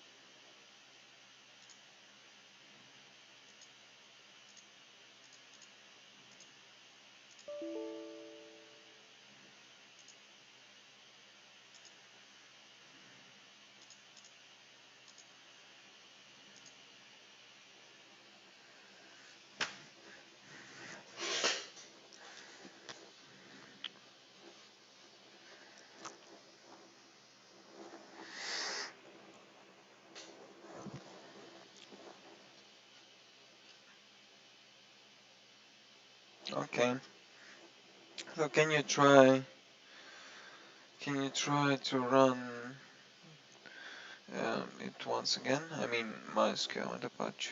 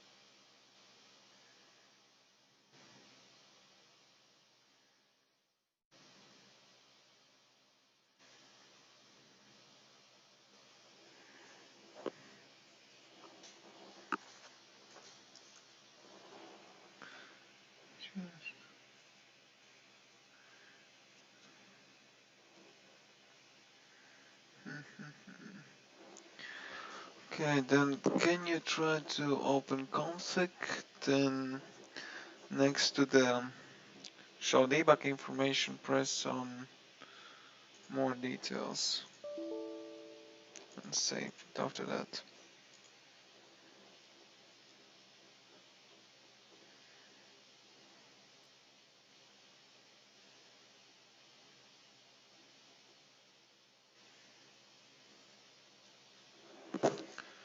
Yeah.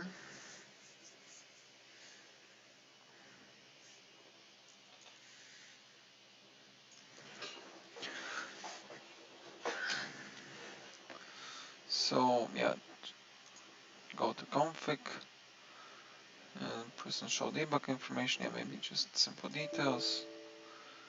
Okay, it doesn't really matter for us. Go to config, then press on the next to the show debug information. Details. Okay, it shows me the error, one thing.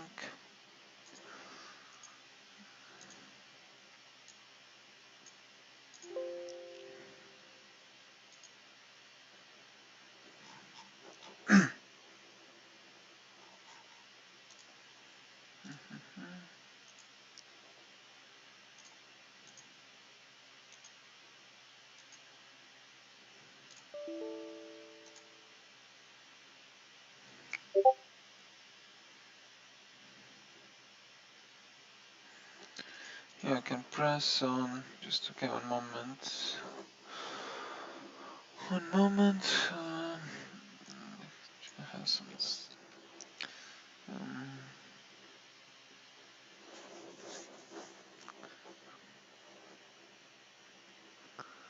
Um, yeah, okay, maybe try to go to config, then show debug information, try to save. Maybe you'll have the access issue, but that may be solved. Yeah, press on. Okay, maybe let's start with simple details, then press save. Okay, I have this error. Do you have the same? Yeah, access denied. So in this case, you need to go to exam folder, to not this folder, this exam folder,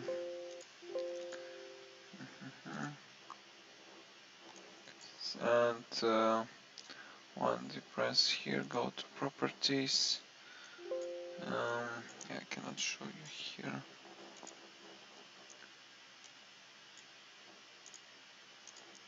Then in the properties, you need to, next to the attributes,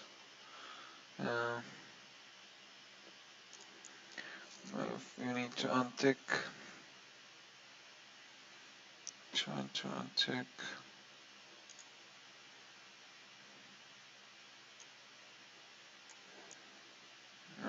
Try untick read only.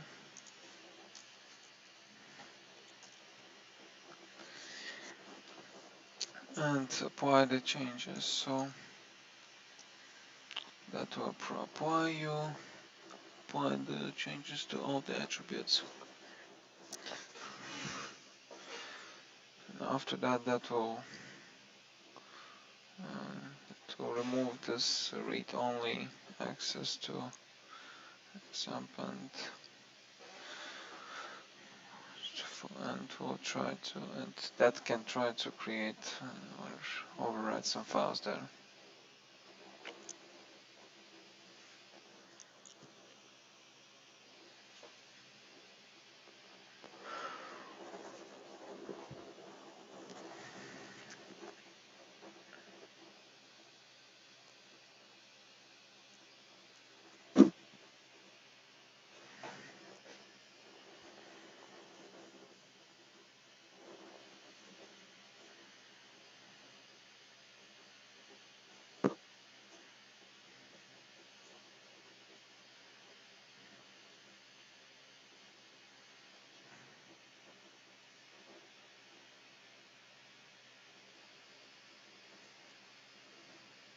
Yes. Press OK. Press OK.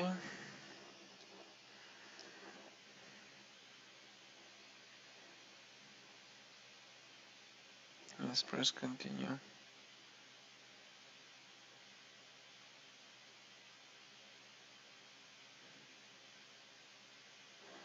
Okay, that may take some time. So yeah, let's see how it goes after that. I think that will take some time. That's why I think in general we can close today's session, and I will try to find some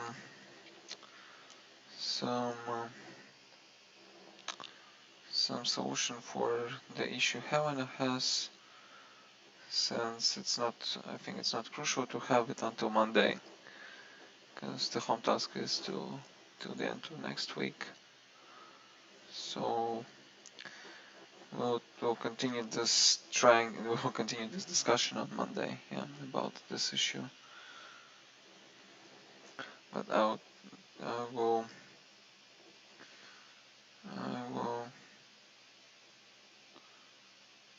try to search for it. Homework 13 is till the next week.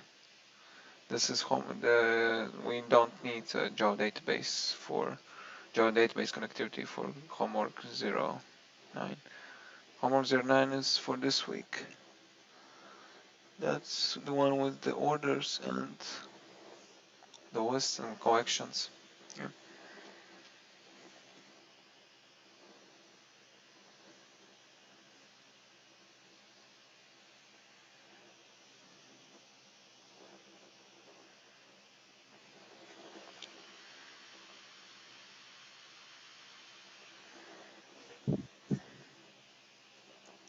Yeah.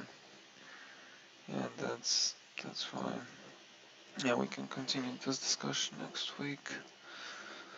But for now, yes, thank you for all of your attention for today, and have a nice weekend, and meet you on Monday. Bye.